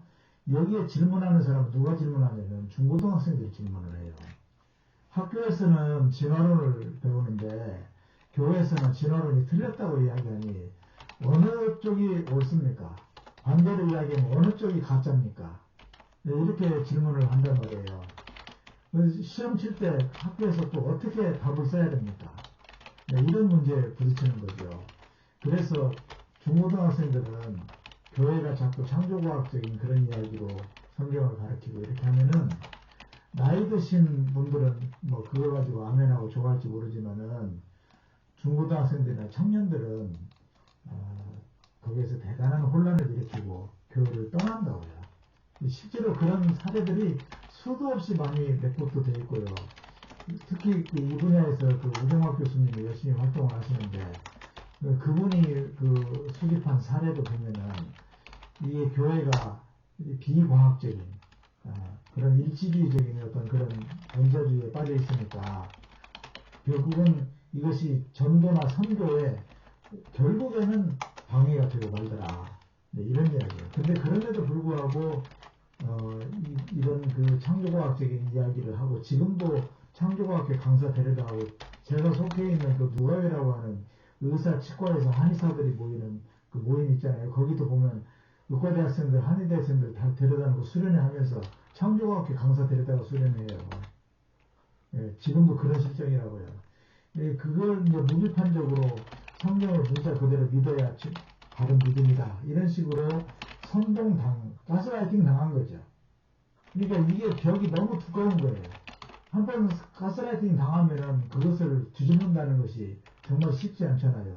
저도 대단히 어려웠어요. 저도 창조과학회를 떠날 때 이러다가는 교회에서도 쫓겨나겠구나. 이래 생각을 하고 같이 동역하는 목회자들하고 같이 모여서 내가 이렇게 해서 지금 전향을 하게 되었다. 지금부터 내가 예를 들면 복음서의 Q 자료설이라든지 아니면은 아담과 하와가 실제 존재한 인물이 아니라고 하는 전제 하에서 성경을 설명하고 강의를 해도 되겠느냐 해서 처음에는 좀 급하게 하지 말고 천천히 하시죠 하면서 걱정을 많이 하더라고요. 근데 한 5년 동안 이제 계속 설교하고 작업을 하면서 교인들은 생각이 많이 바뀌었어요. 이제 부드럽게 해왔기 때문에 이제 바뀌긴 했죠. 그런데 일반 교회에서는 그렇게 하면은 일단 목회자분들이 당장에 교회에서 쫓겨날 가능성이 많습니다.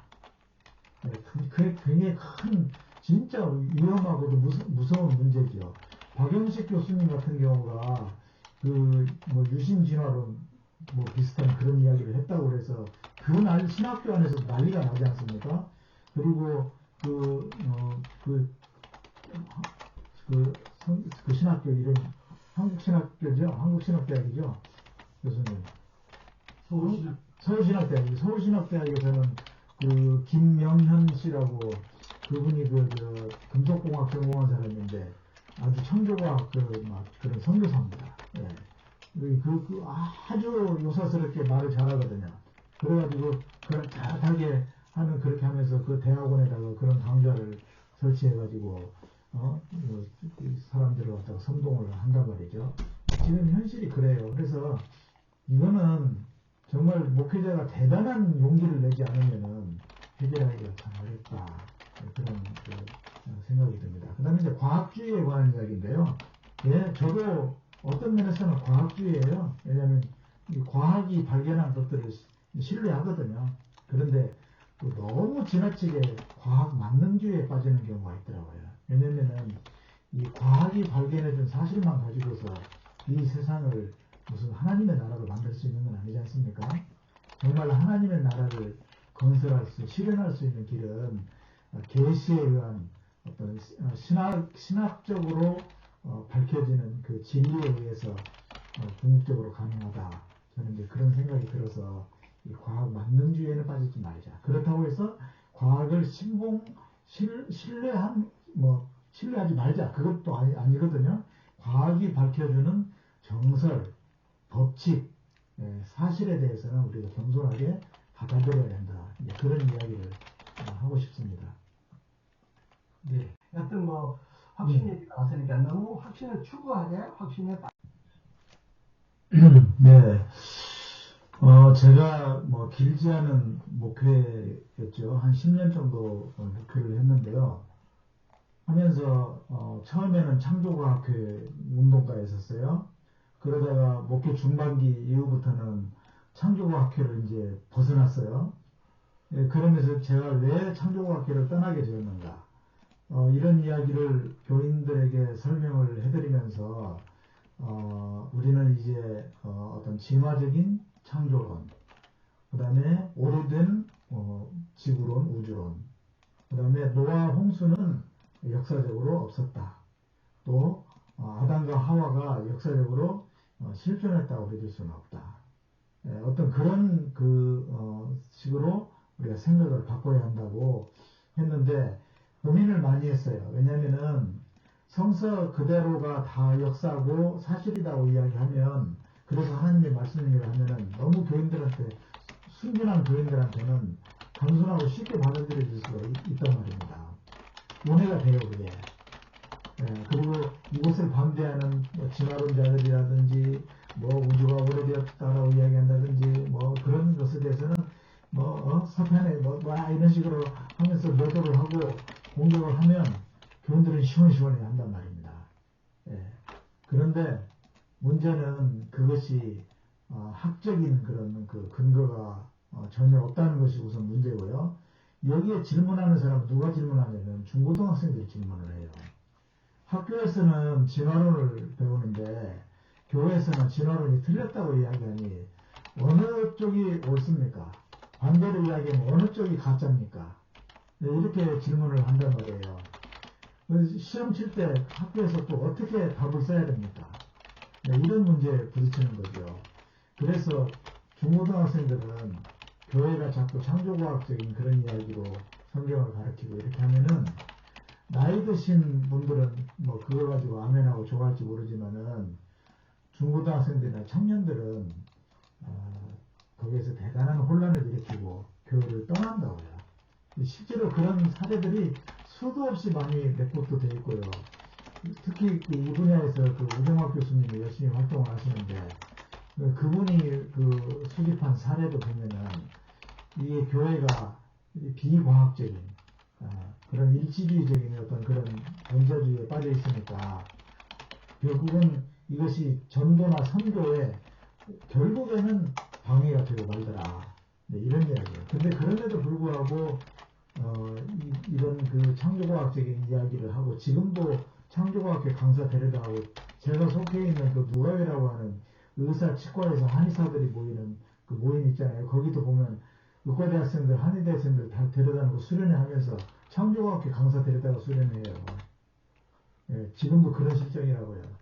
예, 그걸 이제 무비판적으로 성경을 문자 그대로 믿어야 바른 믿음이다. 이런 식으로 가스라이팅 당한 거죠.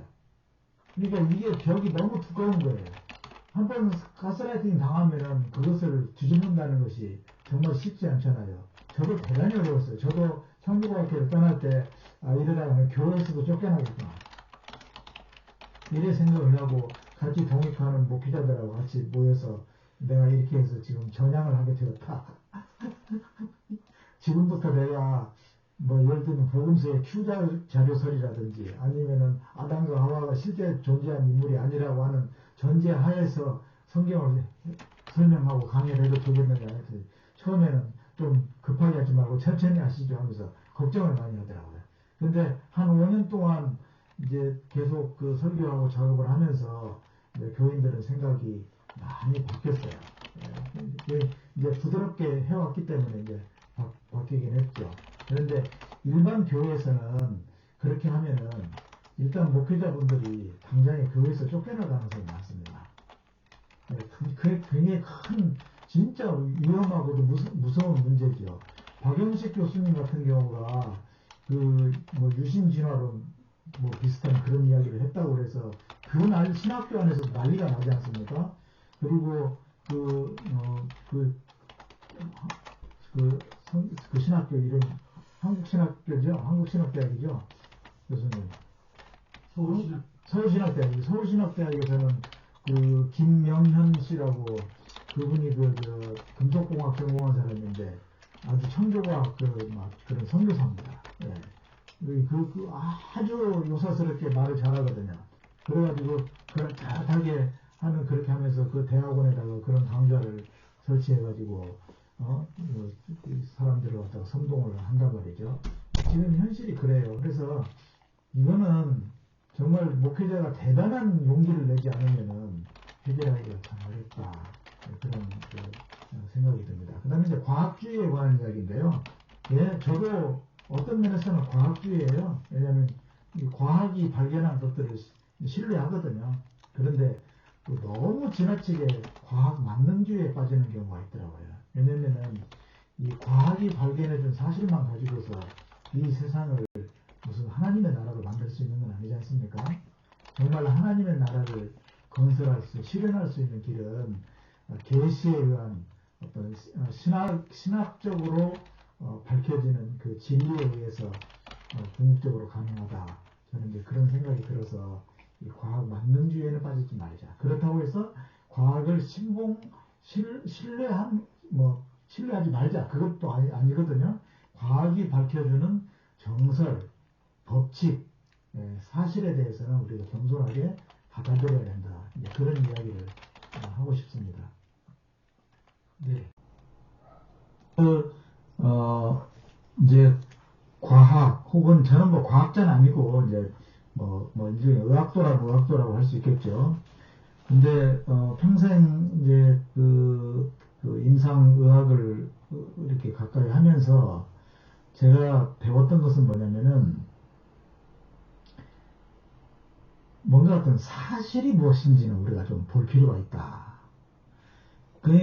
이제 까딱하면은 이제 좀 모호성을 이렇게 존중하자 하는 게 충분히 공감을 합니다만은 까딱하면은 이제 이 모호성을 악용을 해가지고 선동을 하는 경향이 많이 있더라고요. 오늘도 이재명 대통령께서 이런 이야기를 하시던데요. 오히려 요즘에는 정치인들이 거짓을 더 많이 이야기하고 그것으로 막 더 시끄럽게 하고 해야 유능한 것처럼 그렇게 되어 있다 하는 그런 이야기인데 굉장히 공감이 됐어요. 이것이 지금 교회 강단에서도 보면 확신이 됐든 뭐가 됐든 이런 것을 빙자해가지고 너무나 이제 선동을 하는 거죠. 그래서 가스라이팅하고 이런 것이 우리의 어떤 정직성의 문제 이런 것과 관련해서 정말 심각하게 좀 자성을 해야 될 문제다 하는 생각이 들어요. 이제 의사가 환자한테 간혹 이제 거짓말을 하는 경우가 있습니다. 의도적으로. 뭐, 암 환자인데, 이 사람 당신 암이요. 앞으로 6개월 정도밖에 안 남은 것 같소. 이렇게 단도직입적으로 이야기를 하는 것보다는 좀 더 우회적으로 어떻게 해서 좀 더 마음의 평안을 주고, 마지막을 잘 준비할 수 있도록 하는 이런 것이 하나의 지혜로서의 거짓말. 플라시보, 아까 그런 이야기도 좀 했는데요. 플라시보가 이제 위약 아닙니까? 위약을 줘가지고 그 진짜 약은 아니지만 어떤 효과를 보게 하는데 이런 것도 있긴 있습니다만은 일단 그 어떤 검사 결과라든지 혹은 MRI 어떤 그 판독 결과는 물론 거기도 오차가 있을 수는 있어요. 그렇지만 또 혹은 유전자 검사라든지 친자 확인 같은 거 할 때 유전자 검사 하지 않습니까? 이런 거 했을 때의 그 정확성 이것은 정말 무시 못한다고 생각을 해요. 그래서 그런 팩트 어떤 근거에 의지해서 어떤 판단을 하고 거기에 대한 확신을 갖고 이렇게 하는 작업은 상당히 필요하다는 생각을 합니다. 예를 들면은 지금 이제 내란이냐 아니냐 이거 가지고 이제 정치권에서 갑론을박을 하는데 법리에 의하면은 또 여러 가지 상황에 의하면은 분명히 내란이다 딱 이야기를 했을 때 대다수 국민들이 그것을 믿을 수 있는 어떤 그런 그 분위기가 돼야 되는데 자꾸 이제 거짓 선동을 했단 말이에요. 얼마 전에 김진홍 목사 그분의 그 짤도 쇼트도 봤는데 거짓말 하는데 정말 굉장하더라고요. 완전히 도사더라고요. 거짓말로. 그러니까 이런 데면 사람들이 넘어간단 말이에요. 그래서 저는 어떤 모호성을 존중하면서도 또 어떤 부분에 대해서는 분명히 이렇게 그 팩트라고 하는 것을 강조하고 그 선은 벗어나지 않도록 하는 어떤 그런 경계선은 좀 필요하다. 그런 생각도 좀 해봅니다.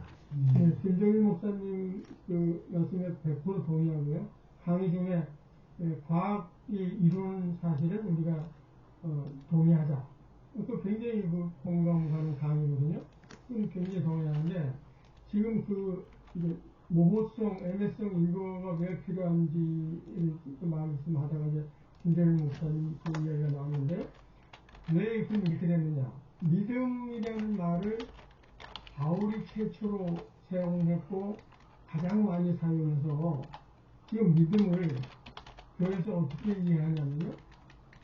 믿기지 않는 사실을 믿으라고 하는 것처럼 돼 있어요. 믿음이. 그러니까 의심스럽지 않은 걸 믿어라.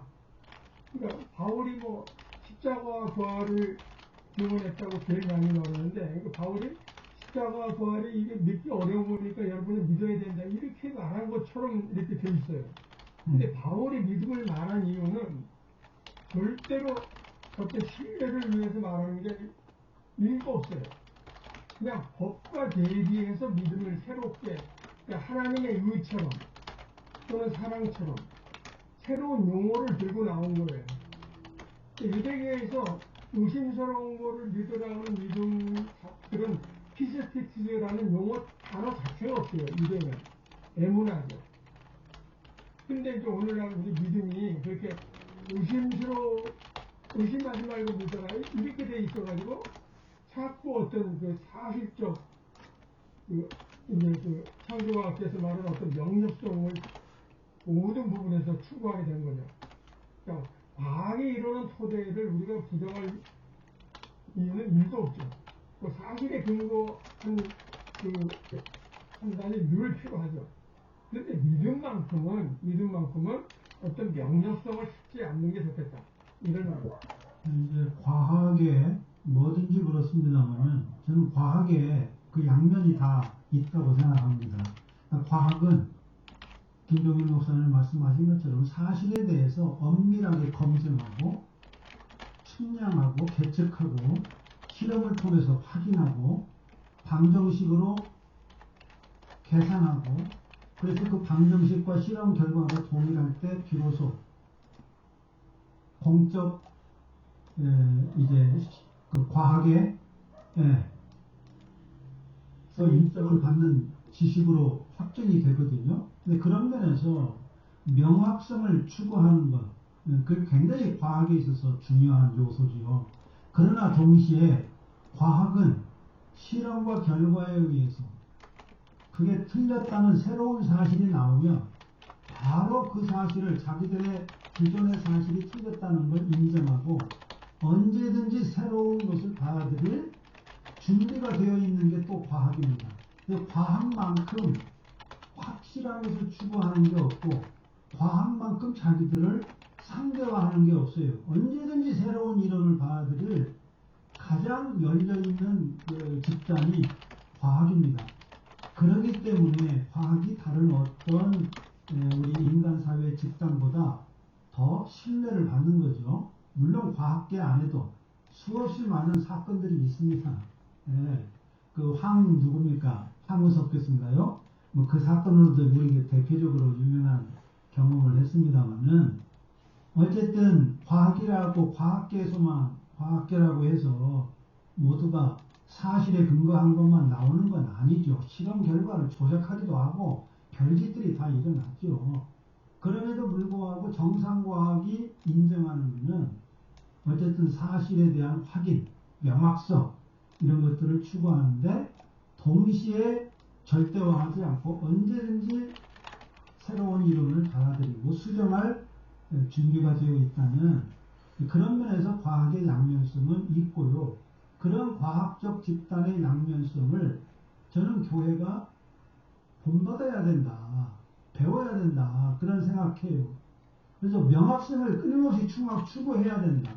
그 신앙의 실제를 끊임없이 추구해야 되고 그 실제성을 향해서 끊임없이 추구하면서 항상 열려있고 우리의 해석이 잘못됐으면 언제든지 그걸 수정할 준비가 되어 있는 그런 태도가 저는 그 오늘날 교회 안에도 뭐 동일하게 필요하다.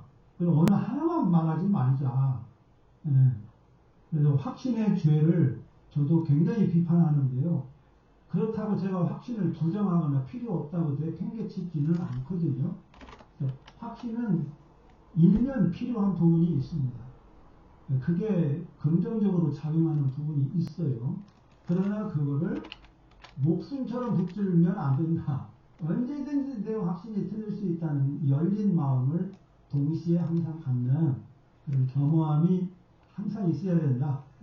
그런 생각이고요. 그래서 너무나 그 상대주의로 빠져버려도 안 된다. 절대주의에 빠져도 안 되지만 그렇다고 지나친 상대주의에 빠지는 것도 저는 매우 경계해야 되는 게 아닌가 그런 생각을 합니다. 그래서 절대주의와 상대주의 사이에서 끊임없는 긴장을 우리가 해야 되는 거다. 그게 균형 잡힌 생각이고 그게 적당하게 통합하고 적당하게 버무리는 게 아니라 그 긴장점을 갖는 게 중요하다. 라는 생각을 해봅니다. 네. 제가 뭐 길지 않은 목회였죠. 한 10년 정도 목회를 했는데요.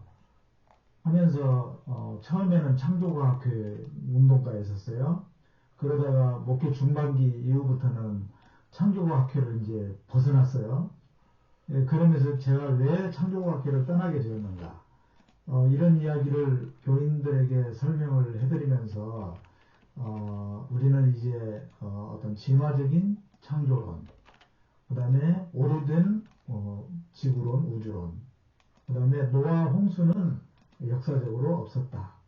또 아담과 하와가 역사적으로 실존했다고 믿을 수는 없다. 어떤 그런 식으로 우리가 생각을 바꿔야 한다고 했는데 고민을 많이 했어요. 왜냐하면은 성서 그대로가 다 역사고 사실이라고 이야기하면 그래서 하나님의 말씀이라고 하면은 너무 교인들한테 순진한 교인들한테는 단순하고 쉽게 받아들여질 수가 있단 말입니다. 오해가 돼요 그게. 그리고 이것을 반대하는 진화론자들이라든지 뭐 우주가 오래되었다라고 이야기한다든지 뭐 그런 것에 대해서는 사탄의 이런 식으로 하면서 매도를 하고 공격을 하면 교인들은 시원시원해 한단 말입니다. 그런데 문제는 그것이 학적인 그런 그 근거가 전혀 없다는 것이 우선 문제고요. 여기에 질문하는 사람은 누가 질문하냐면 중고등학생들이 질문을 해요. 학교에서는 진화론을 배우는데 교회에서는 진화론이 틀렸다고 이야기하니 어느 쪽이 옳습니까? 반대로 이야기하면 어느 쪽이 가짜입니까? 네, 이렇게 질문을 한단 말이에요. 시험 칠 때 학교에서 또 어떻게 답을 써야 됩니까? 네, 이런 문제에 부딪히는 거죠. 그래서 중고등학생들은 교회가 자꾸 창조과학적인 그런 이야기로 성경을 가르치고 이렇게 하면은 나이 드신 분들은 뭐 그걸 가지고 아멘하고 좋아할지 모르지만은 중고등학생들이나 청년들은 거기에서 대단한 혼란을 일으키고 교회를 떠난다고요. 실제로 그런 사례들이 수도 없이 많이 레포트 되어 있고요. 특히 이 분야에서 그 우정학 교수님이 열심히 활동을 하시는데 그분이 그 수집한 사례도 보면은 이게 교회가 비과학적인 그런 일치주의적인 어떤 그런 전자주의에 빠져 있으니까 결국은 이것이 전도나 선교에 결국에는 방해가 되고 말더라.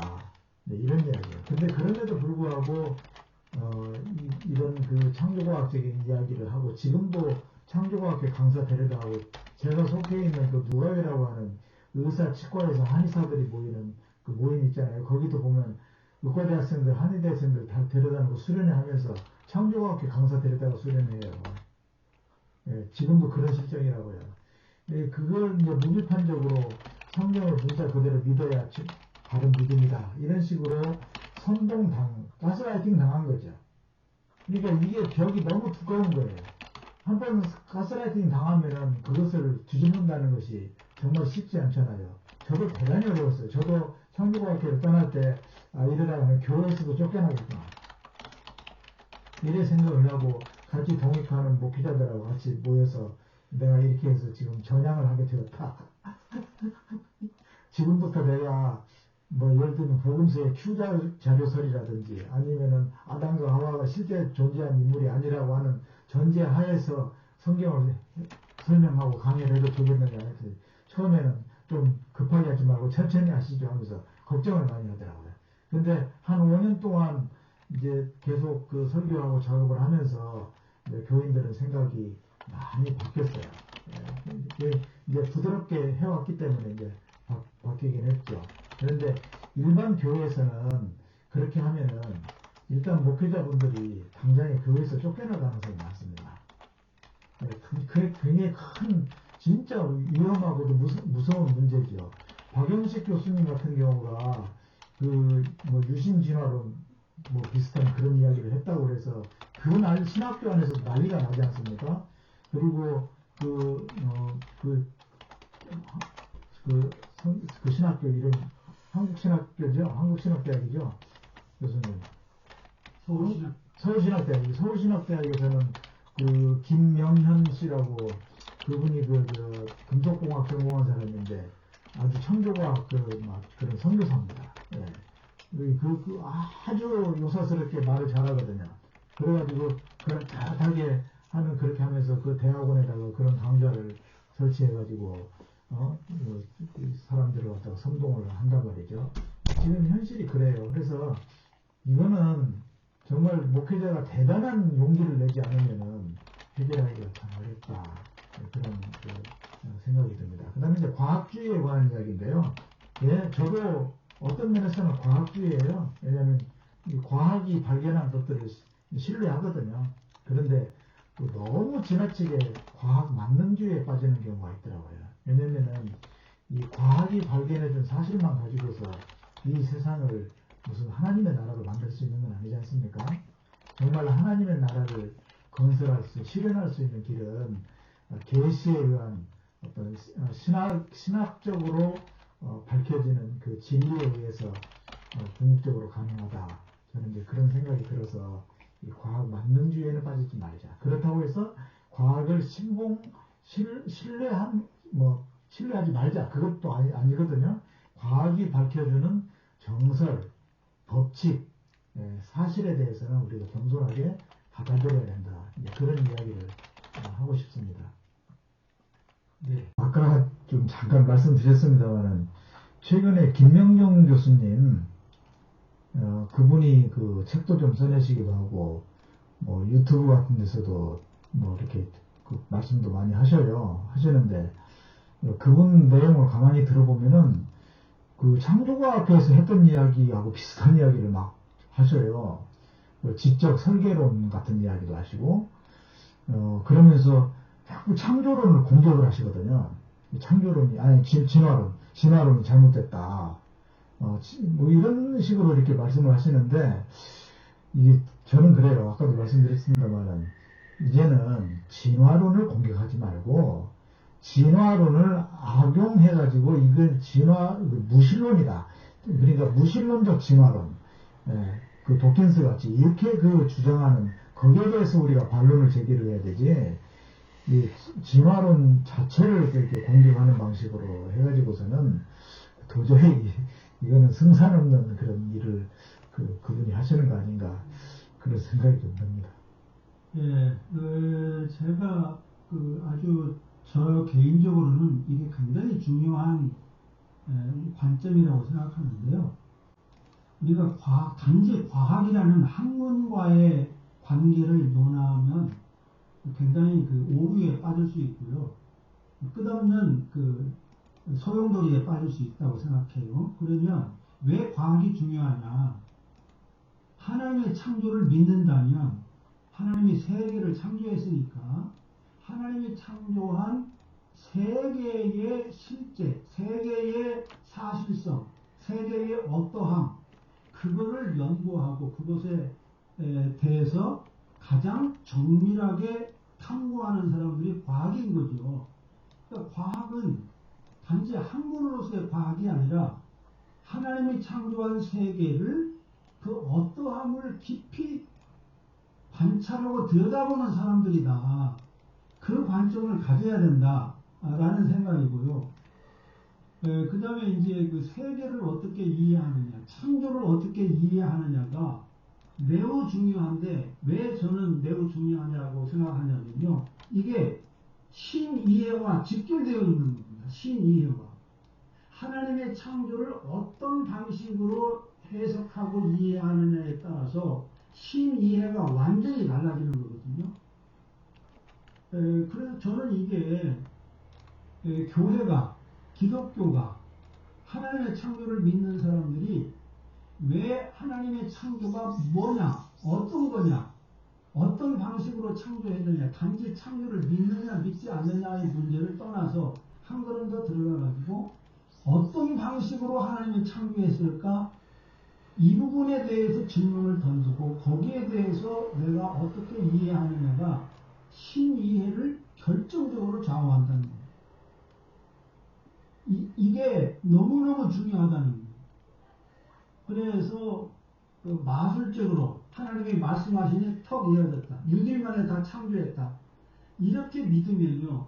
전통적인 우리 기독교에서 말하는 절대 군주, 말씀 한마디로 뭐든지 할 수 있는 분, 전지전능하신 분, 못하실 일이 없는 분, 뭐 이런 절대 군주로서의 하나님을 하나님 이해를 할 수밖에 없게 되는 거예요. 그런데 진화를 말하는 순간 그 하나님에 대한 이해가 깨지기 때문에 진화를 수용하는 게 굉장히 어려운 거죠. 하나님 이해가 어그러지니까. 그래서 저는 이 문제가 왜 중요하냐, 신앙에서. 저는 하나님 이해와 직결되어 있기 때문에 정말로 이 부분을 우리가 새롭게 이해하지 않으면 하나님 이해, 절대 통치자로서의 그 하나님 이해를 넘어설 수 없다. 넘어설 수 없다. 그 사랑의 하나님, 예수 그리스도가 약한 자들과 몸으로 세상에 오신 그 뭡니까? 네? 지금 어떻게 생각이 안 나는데, 네, 그걸 다른 언어로 말하는 게 있죠. 자기를 비우시는 하나님. 케노시스. 하나님을 이해할 수가 없는 거예요. 그러니까 하나님은 본질적으로 케노시스적 성격을 갖고 있는 거거든요. 그게 사랑의 하나님인데 그 하나님 이해를 볼 수 없는 최고의 장애물이 창조에 대한 왜곡된 이해가 근본 원인이라는 겁니다. 그래서 제가 창조에 대한 새로운 이해를 굉장히 중요하게 지금 열심히 이야기하고 있는 이유가 바로 거기에 있는 거거든요. 그래서 이 과학의 문제가 단지 학문적인 문제가 아니라 세계 이해, 하나님의 창조를 어떻게 이해하느냐, 이 문제하고 직결되어 있기 때문에 그래서 중요한 거다. 저는 이제 그런 좀 시각을 갖고 있습니다. 대구에 얼마 전에 죽은 참 부산의 박만 교수가 한번 이런 세미나 때 진화라는 현상은 변할 수 없지 않느냐 이렇게 이제 반론을 제기한 적이 있는데 제가 이렇게 얘기합니다. 그럼 진화가 있다는 건요? 아닙니다. 진화라는 현상을 능력은 부인하는 것 같지가 않아요. 단 나는 무신론자는 하나님을 안 믿으니까 진화밖에 설명할 용어가 없지만 우리는 기독교 입장에서 계속적 창조론이라고 해도 됐다. 이건 이제 만나는 게 유신진화론인데 자기는 진화라고 말하면 안 된다는 거예요. 아까 말씀 김종민 목사님 소개하신 대로 성 캄보디아 시대는 아무것도 없다가 캄보디아 시대에 막 생명이 폭발적으로 정대하는 건 진화론으로 성경이 안 된다. 막 그러면서 이제 과학의 이론을 빌어오긴 하는데 아까 말씀 김종민 목사님 말씀대로 과학의 하나의 특정한 이론만 끌어오는 것 같아요. 진화를 인정한 듯 하는데도 진화를 창조하고 대립시킨단 말이에요. 그래서 저는 이거 왜 대립 관계냐. 무신론자는 그걸 진화라고 말하고 우리 기독교는 계속적 창조론이라고 말하는 게 아니냐라고 하는데도 나를 답답하게 여겨요. 근데 진화론이란 말이 오랫도록 그 복음주의자들에게 거부 반응이 있으면 저는 그 말 쓰지 말자. 그러면 성경에는 너의 진보를 알게 하라. 나타내라. 매일 새롭다. 성경에는 진화론을 말 안 해도 왜 진보한다, 변화된다, 새로워진다, 성화된다라는 해석적인 어떤 발전, 진화의 언어가 어마어마하게 많습니다. 그런 용어를 쓰면 돼요. 근데 하나님은 처음부터 팍 그냥 사람을 찍어서 냈다. 모든 생명을 그대로 찍어서 냈다.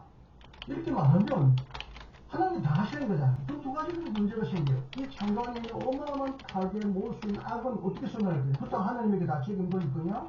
그럼 하나님이 괴물이 아니냐? 하나님이 만들었다면 완벽한 좋은 세상을 만들어야지. 이 세상 창조안에 아직도 어마어마한 비극과 어마어마한 희생과 살상이 있느냐? 그건 하나님 난 안 믿는다. 그거는 자연의 법칙 안에 자율성이 있기 때문에 자연 법칙도 충돌하고 뭔가 자꾸 더 나은 세계로 이 세계가 나아가고 있는 게 아니냐. 완전한 조화는 미래의 희망이지. 이 세계 안에 모순과 충돌이 있는 건 하나님의 100% 개입이 없기 때문에 인간도 타락하고 자연도 막 좀 법칙에 의하여서 충돌하는 게 아니냐. 이런 얘기 하면서 제가 얼마 전에 페이스북에 이랬습니다. 만약 하나님이 모든 걸 다 해버리시면 나는 그런 독재적인 하나님, 만약 진화론이 과학적으로 완전히 틀렸다고 믿어도 나는 하나님이 다 세계를 창조한다고 하면 난 그런 하나님 안 믿겠다. 무슨 재미야 하나님이 혼자서 다 해버리는 재미. 지난번에 내가 까다롭게 하나님 나라 이해를 변화된 세 가지를 얘기했잖아요.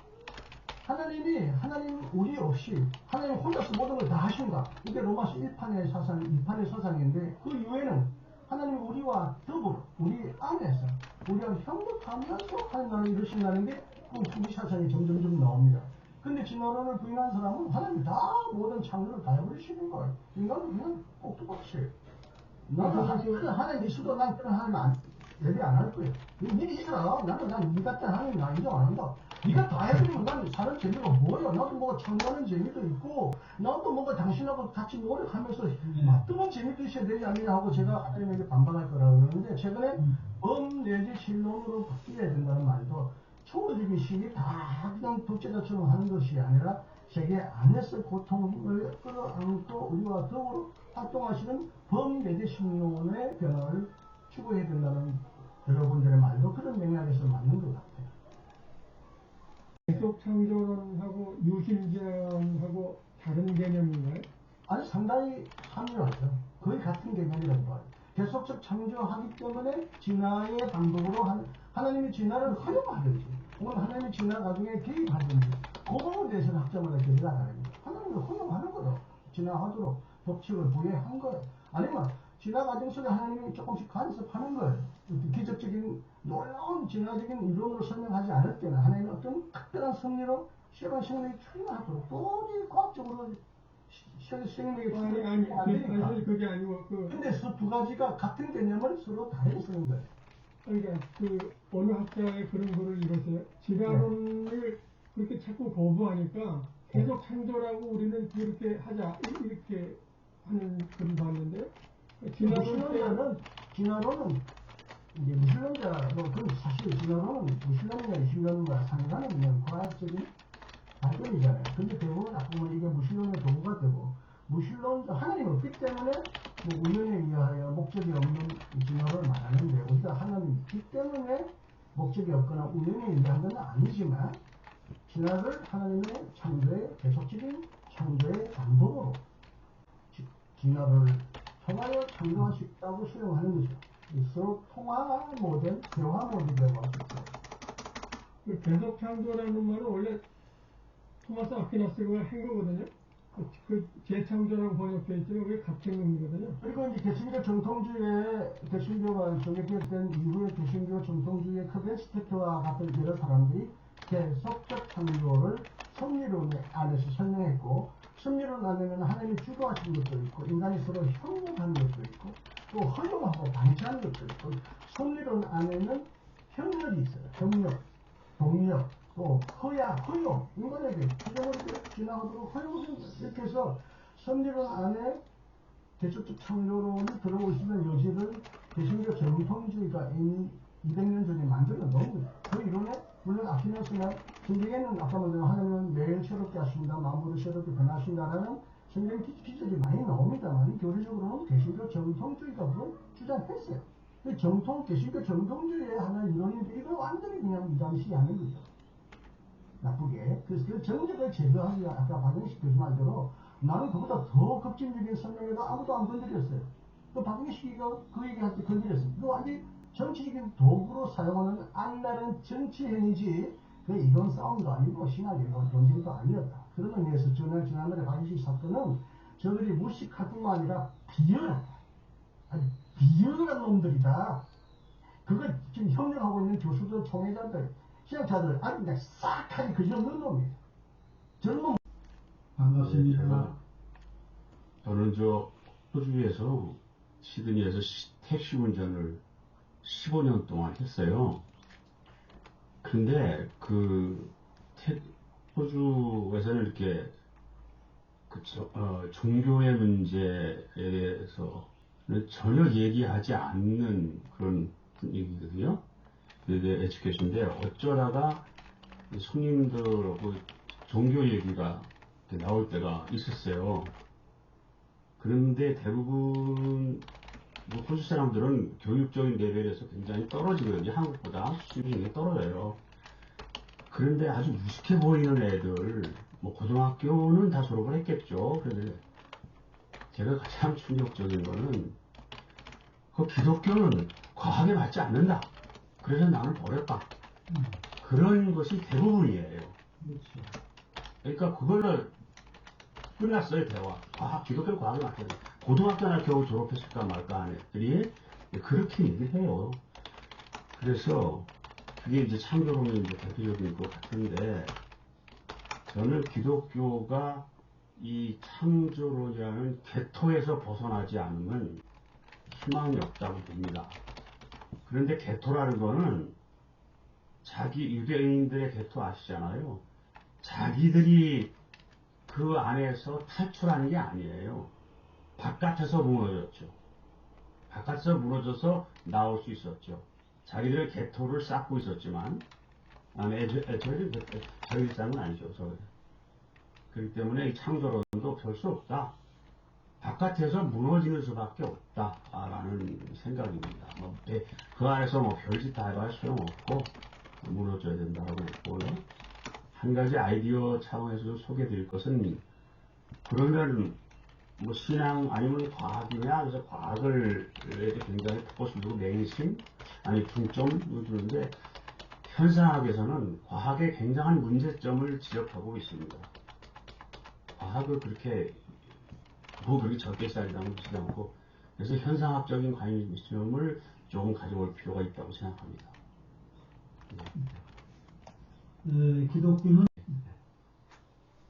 기독교는 과학에 맞지 않다. 그래서 그냥 단칼에 되어버리는, 이게 이미 유럽에서는 뭐 현실이 되어버리는 거죠.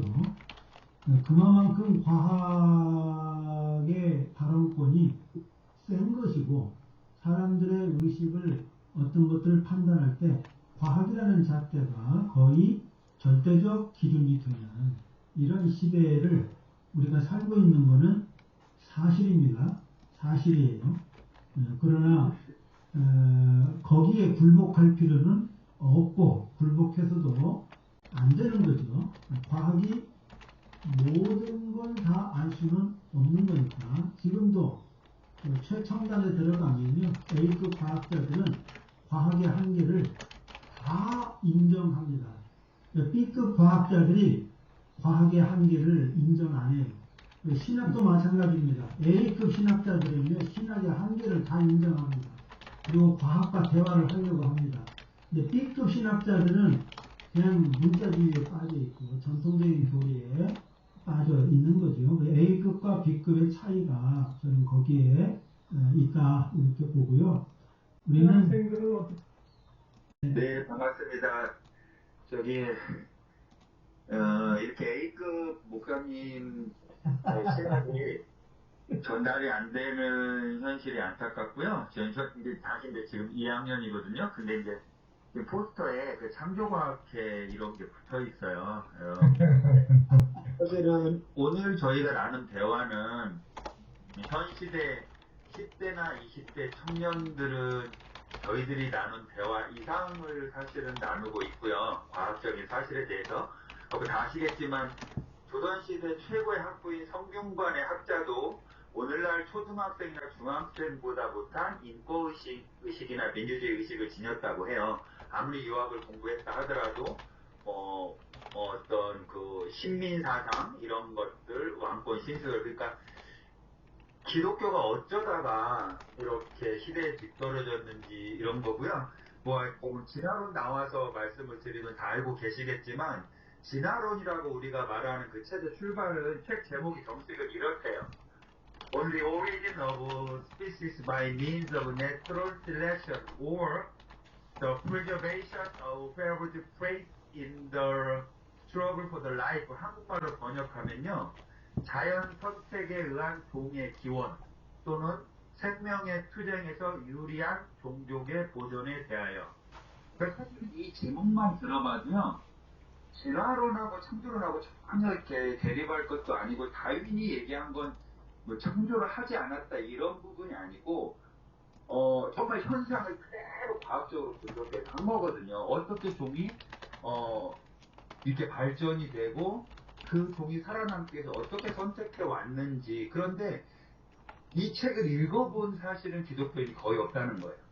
그냥 진화론, 그러면 원숭이가 진화해서 이런 단순한 이 논리가 정말 너무 놀라울 정도로 사실은 기독교 안에서 퍼져왔다는 게 정말 마음이 아픈 건데, 중요한 건 오늘 목사님들이 나눈 대화가 결국은 알려져야 되는데, 아까 말씀드린 대로 C급, D급의 대화만 퍼져 있고, 신대원 안에서도 조직신학, 뭐 형이상학적인 거, 고린도전서 이런 부분들의 강의는 엄청 강조돼 있고 많고요. 생태신학이라든가 생명신학, 평화윤리 이런 거는 사실은 선택 과목으로서 설 자리가 많지 않아요. 저는 너무너무 마음이 아픈 게 일반 사회과학이나 자연과학이나 많은 것들은 눈부시게 발전했어요. 그런데 신앙이나 신학은 정말 중세시대의 어떤 그런 것들에 여전히 논의에서 안 나가고 있는.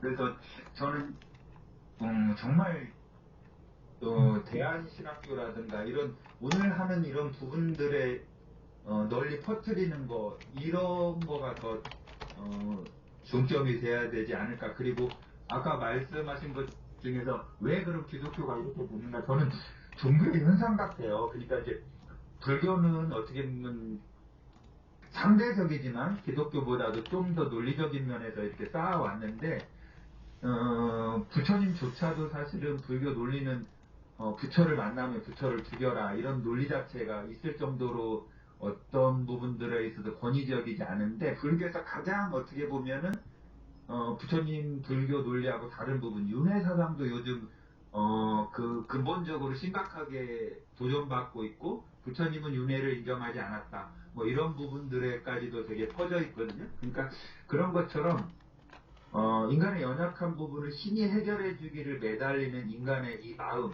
그러니까 이 부분에 대해서 근본적으로, 그러니까 결국 다수가 되고 싶어하는 종교적인 마음 때문에 여기까지 오지 않았나? 그 부분에 대해서 진리를 소화하는 소수의 어떤 것들을 각오하고 계속해서 말씀을 이렇게 더 열심히 유튜브에서 책으로 전해주셔야 되지 않나 이런 생각이 듭니다. 이상입니다. 예, 느낀 건 하나입니다. 그러니까 지금 이 문제는 결국 아까 말씀하신 다 나왔는데, 그러니까 하나님을 어떻게 믿고 있느냐라고 하는 이 질문에 정말 답이 있는 것 같아요. 그러니까 하나님을 믿고자 하는지, 믿고 싶은 하나님을 찾는 것인지, 이 갈등이 아닐까 싶거든요. 그러니까 뭐 하나님을 절대타자라고 하시는데, 정의가 되기전에 바로도 이렇게 얘기하고, 하나님 우리가 모른다라고 하는 전제에서 출발을 하면 진화가 되었던, 과학이 되었던, 현상이 되었던, 역사가 되었던, 우리는 하나님 계시해 주신 것을 겸손하게 다 받아들이고, 또 그럼에도 불구하고 부족한 것들을 가지고 끊임없이 변제하기 위해서 애를 쓸 수 있을 텐데, 자기 자신이 찾는 하나님, 우리가 지키려는 하나님을 자꾸 절대화하니까, 하나님이 아닌 우리의 신조와 조건을 절대화하니까 이런 갈등이 자꾸 첨예화되고 있는 것 아닐까, 이렇게 생각이 좀 해봤습니다. 예, 감사합니다. 지키려는 하나님, 이 부분이 아주 와닿는 멘트입니다. 예, 오늘 아주 뜨거운 논쟁 함께 참여해 주셔서 감사드리고요. 우리 성서와 과학이라는 뜨거운 논제를 가지고 발제해 주신 우리 김종일 목사님께 감사드립니다. 제가 전통적인 교회 안에서 신앙생활하면서 가장 심각하게 고민했던 게 신이해의 문제였습니다. 저는 제가 말하는 하나님, 성서가 말하는 하나님은 최소한 혼자 북치고 장구치는 하나님은 아니실 거다. 축구로 말하면 혼자 단독 드리블을 하는 그런 하나님은 아니실 거다. 그런데 전통적인 교회가 말하는 하나님은 혼자 북치고 장구치고 다 하시더라. 도대체 그게 성서가 말하는 하나님 맞는가? 저는 이게 굉장히 큰 고민이었고요. 이 고민이 어디에서 풀렸느냐? 진화를 통해서 풀렸습니다. 아, 그렇지. 하나님은 절대로 북치고 장구치고 하지 않아, 혼자. 역시 진화가 하나님의 성품에 맞는 방식이야. 이게 이제 제가 발견한 놀라운 그 신이해와 진화가 기가 막히게 맞아떨어지는 그런 이제 경험을 저는 하면서 진화의 열렬한 이제 신자가 된 거죠. 진화 신자가 된 겁니다. 근데 저의 창조신앙은 흔들림이 없습니다. 진화를 통해서 창조신앙이 더 견고해지고 더 구체화된 거지, 결코 진화와 창조가 대결할 이유가 눈꽃만큼도 없다 하는 말씀을 하여간 저 개인적인 생각으로 말씀을 좀 나누면서 우리 김종일 목사님께 감사의 박수를 한번 보내는 것으로